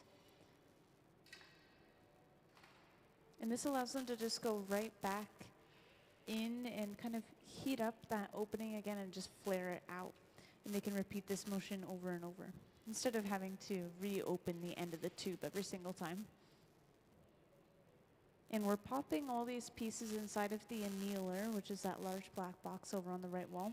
Usually when we make these little cups, we'll put them inside of the garage and then use them right away, which keeps them warm at 1,000 degrees Fahrenheit, by the way. But instead, we're going to cool them overnight for about 12 hours because this is prep work for another day.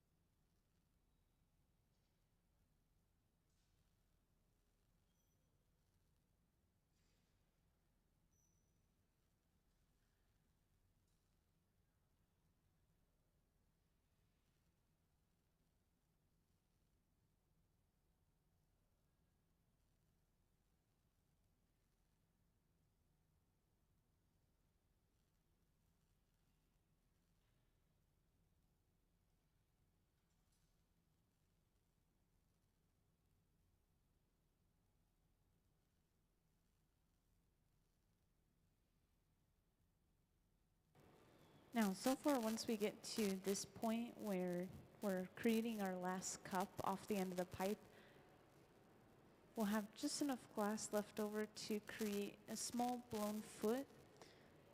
And of course, just kind of assuming you can visualize the anatomy of a goblet. A goblet is like a fancy drinking glass, first off. And then it has the foot which it sits on, the stem which connects the foot and the drinking portion of our glass, and then the bowl which is the drinking portion of our glass. So any of these larger cup sections they're making, those are going to turn into the bowls. The smaller blown sections, the smaller cups, those are going to turn into the feet or the foots, oh, that sounds wrong, of the goblets. And then we are also going to create some feet in the hot shop today, interestingly enough. So we'll see that next.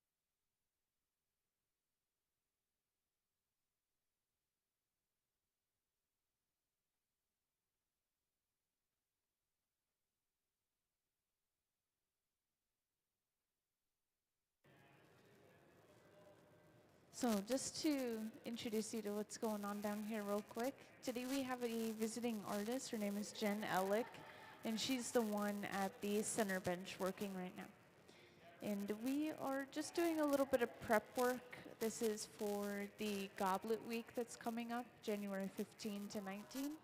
And Jen Elek is going to be here for an entire day during that week, creating some goblets. And to prepare for that day, we're creating all these individual little cups of colored glass. And we're creating these by kind of sectioning these tubes of colored glass off, like Jen has right now. And we're just going to set these little cups aside and let them cool down. But eventually, to use those, we just pick them up on the end of a hollow pipe and then start to blow inside of them, kind of thin the glass out. We have a pretty wide variety of colors that we're working with. I have a bunch of color samples right here in the front, as well as some images of kind of the final products that you might expect during the Goblet Week. And we were working with some patterned glass earlier today as well, which is coming in the form of cane, kind of like sticks of colored glass.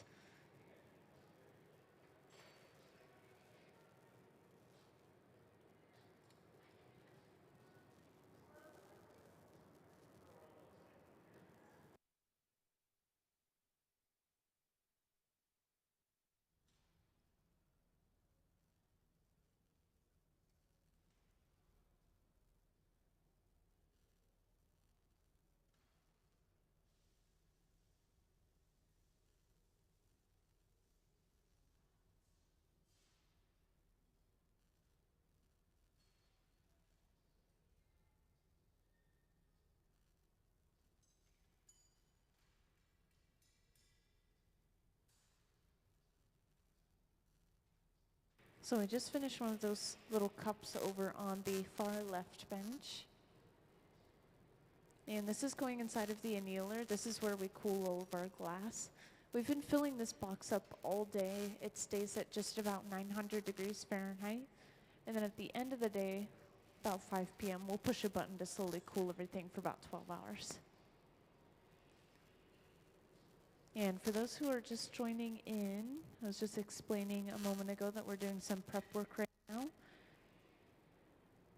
Today we have Jen Elek. She's the one sitting down at the center bench right here. She'll be here during Goblet Week, which is a week that we have once a year, kind of in the winter, where we create goblets every single day. Different artists come in every single day, and Jen is going to be one of those artists. And this will be January 15 to 19, by the way, if you guys want to come during that week. And I was showing off these images earlier as well, but I want to show them off again. Make sure you guys get an idea of how these goblets might turn out. But for now, we are just creating these little cups of colored glass like you just saw over on the left bench.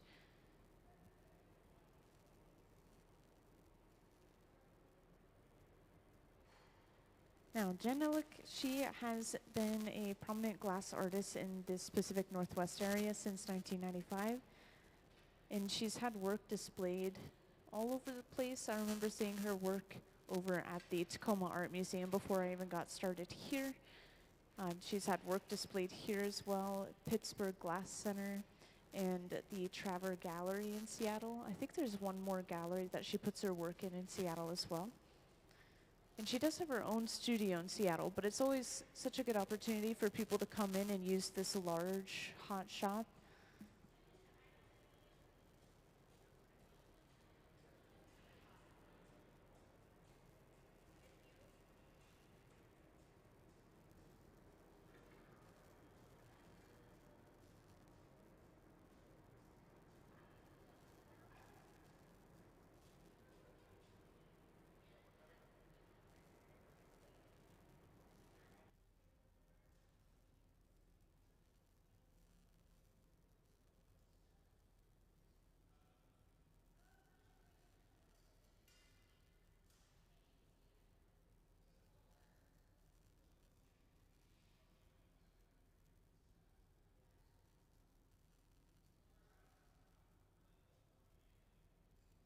So any of the larger cups you see, these are going to be blown out into the quote-unquote kind of larger sections of the goblet, which will be the bowl portion, the drinking portion of the goblet.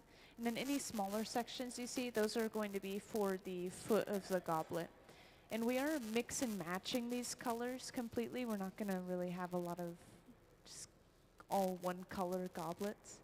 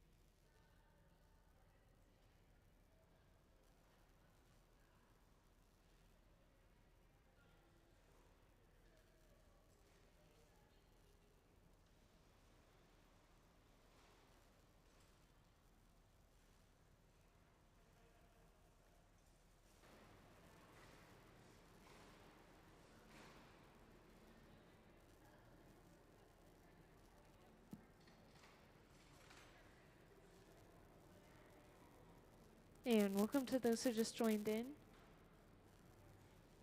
It's a little bit of a lengthy explanation, but we're doing some prep work in the hot shop right now. We're making these little cups of colored glass. And we are doing this by kind of sectioning off a tube of colored glass, one piece at a time, just like this piece they're carrying behind me. We'll let these cool down. We'll use them another day by heating them up again and then attaching them to the end of a hollow pipe. Now, the person who is designing these pieces, doing a lot of this work, her name is Jen Elek, and she's the one at the center bench right here. She is going to be one of a few people that are going to blow goblets during Goblet Week, which is January 15 to 19.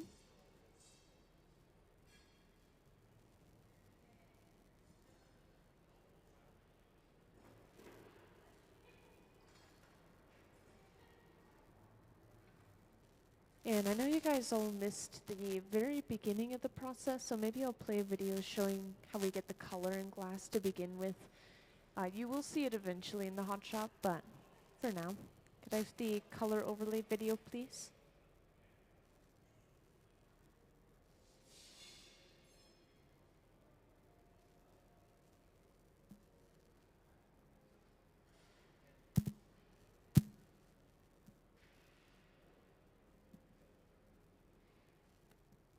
Could I have the color overlay video, please?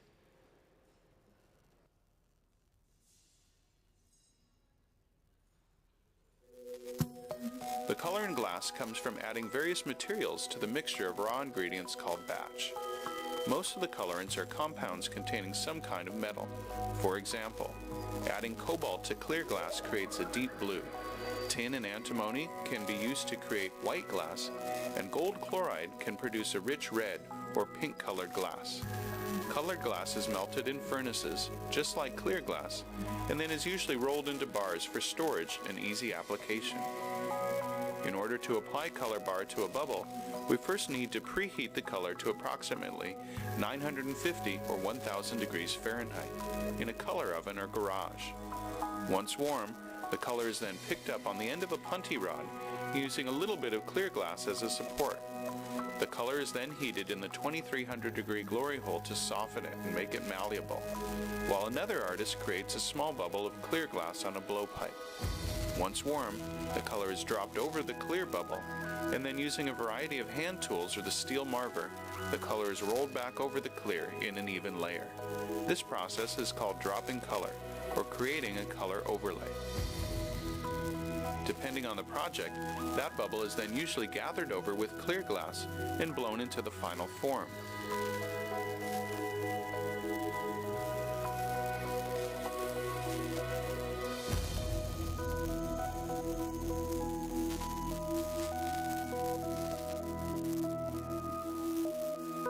The finished product may appear to be all made from colored glass, but when viewed in cross-section, we can see that there is only a thin layer of color, sandwiched between many layers of clear glass.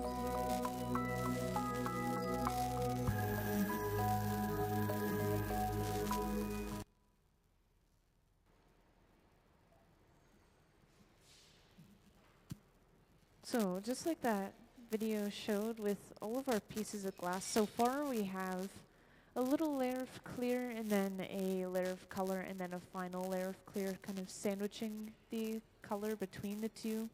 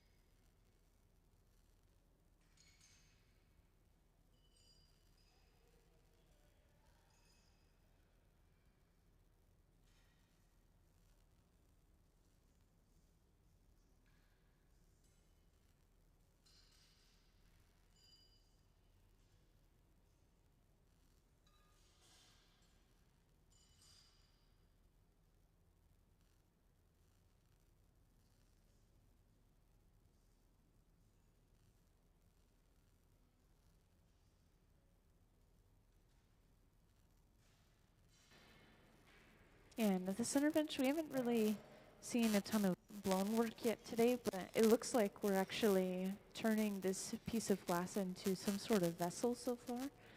We blew a bubble out, we tapered the very end of it, and then we connected a punty pipe to the end, which is basically a solid rod. So we're not going to be blowing into this piece of glass anymore. Instead, that pipe that we attached allows us to break it off of its original pipe, which you just saw a moment ago. So now we're heating up the front half. We'll be able to flare this open into maybe a martini glass shape. We'll see what she does with this.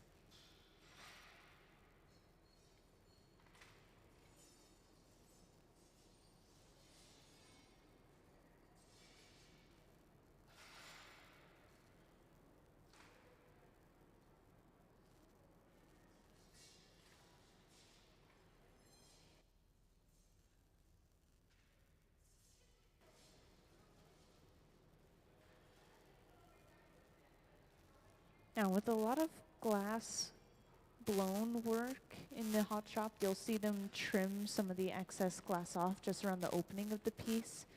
This is because where the glass was connected to the pipe tends to be a little bit thick from kind of creating that divot in the glass. When you squeeze that glass in, it compresses into itself a little bit, condenses. Condenses is a better word for it. So to thin the glass back out, we'll pinch at the opening of the piece with some tweezers, and then we will physically just cut some of that excess glass off.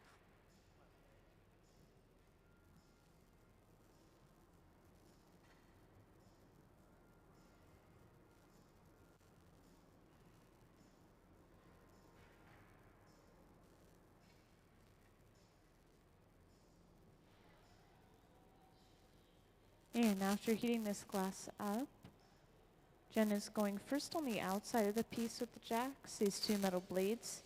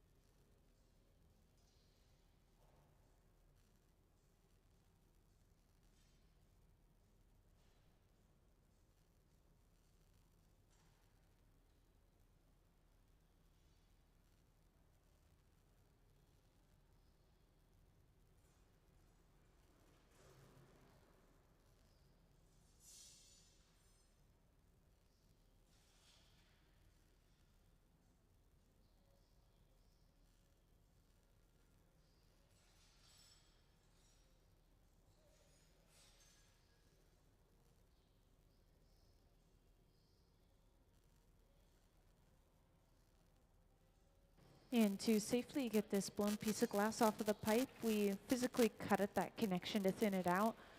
And that is also causing little cracks to form in the glass where we're squeezing with those shears. So all we have to do is tap the pipe sends a vibration to those cracks and it pops a piece right off. With small pieces of glass, often you'll see them just cut at the connection, but with thicker pieces of glass, they actually have to apply water to that connection to crack the glass enough for it to pop off like that. But yeah, we usually physically break pieces off of the pipe. We don't melt it off, we don't cut it off, we break it off.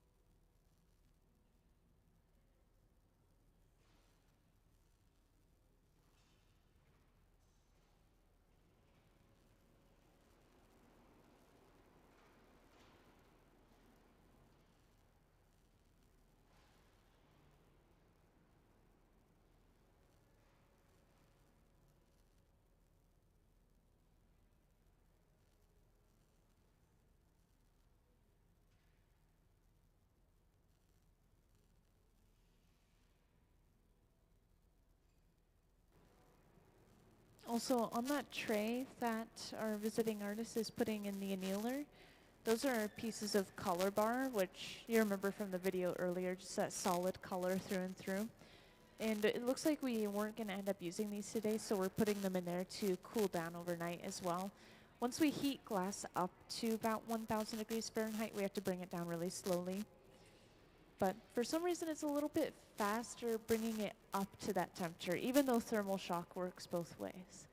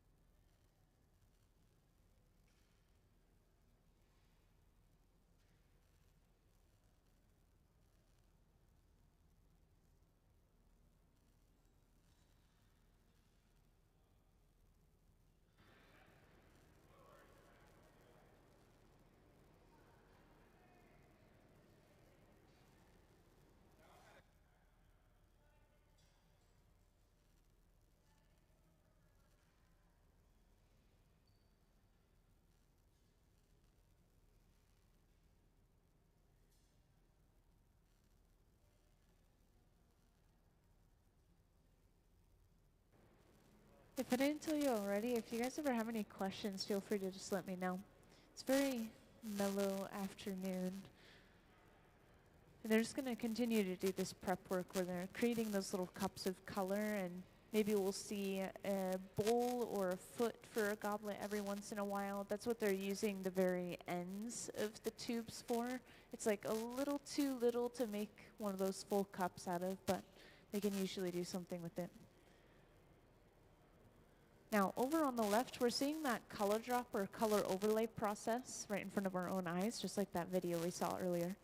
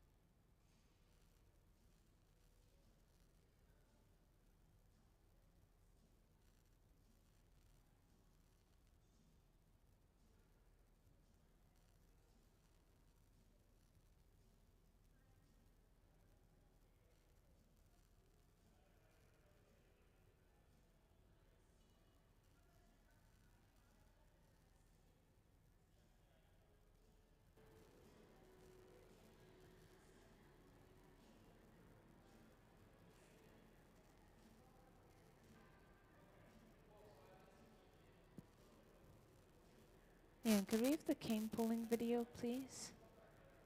So this is something we were going to see today, possibly, but I don't think we will anymore. So I just want to play this video for fun, 'cause it's a really satisfying process. So once again, cane, they are these sticks of colored glass, and some of our visiting artists' work, Jen Elek's work, is going to have cane in it, which will give her these really straight, even stripes of color across the piece. So they'll start off with color bar in the center of the cane usually, so right on the end of the pipe, and then they'll wrap it in layers of clear or other layers of color depending on the depth of the detailing they want to do or what patterns they want to do. We shape this into a cylinder and attach another pipe to the other end before stretching it across the hot shop. And then they chop it up kind of into pencil thickness, a little shorter than a pencil length piece of glass. And we can lay these out and use them in various ways. One way is rolling a clear bubble over top of them to pick them up. Sometimes we'll roll the cane directly onto the end of the pipe with just a little collar of clear glass around the pipe.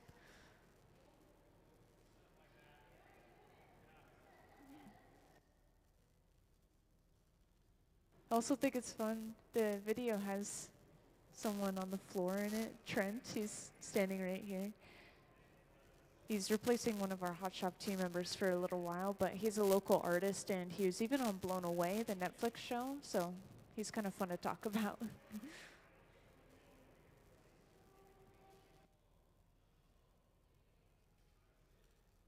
Oh, and speaking of, just a cherry on top, he's making our annual ornaments as well. So those little purple ornaments with the white spots on them, that was his doing. And I think they made about 500 of those, which is insane.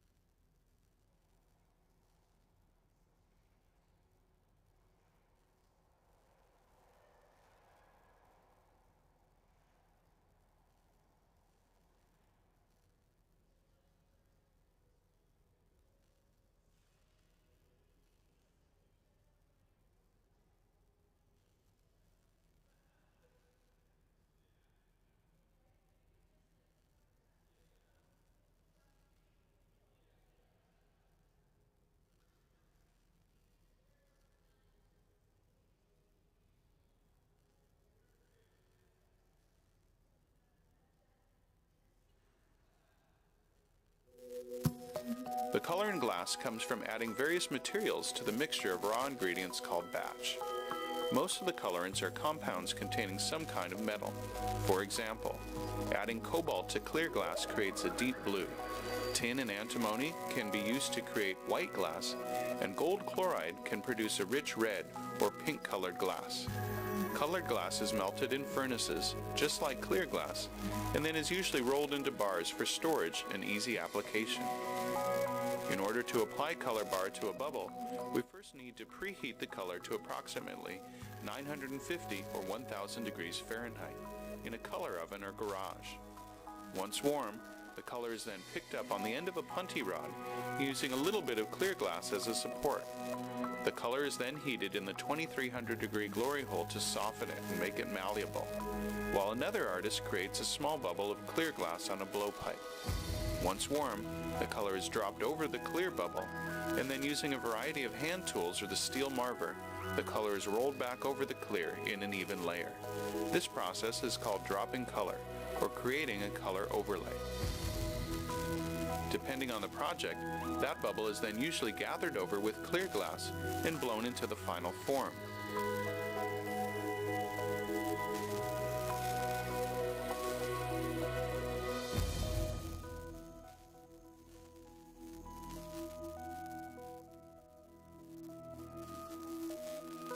The finished product may appear to be all made from colored glass, but when viewed in cross-section, we can see that there is only a thin layer of color sandwiched between many layers of clear glass.